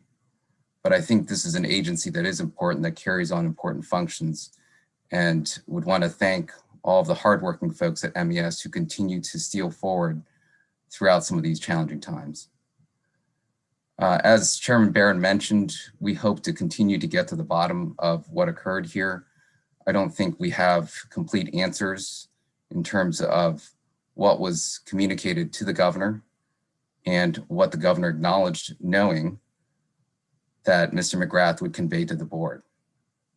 And so I think there are still many outstanding questions that we would like to have answers to. And I think as next steps, as Chairman Barron mentioned, we will investigate this further and determine next steps to get at some of those answers. So with that, why don't we close this hearing, and everyone stay safe and have a great holiday. Thank you.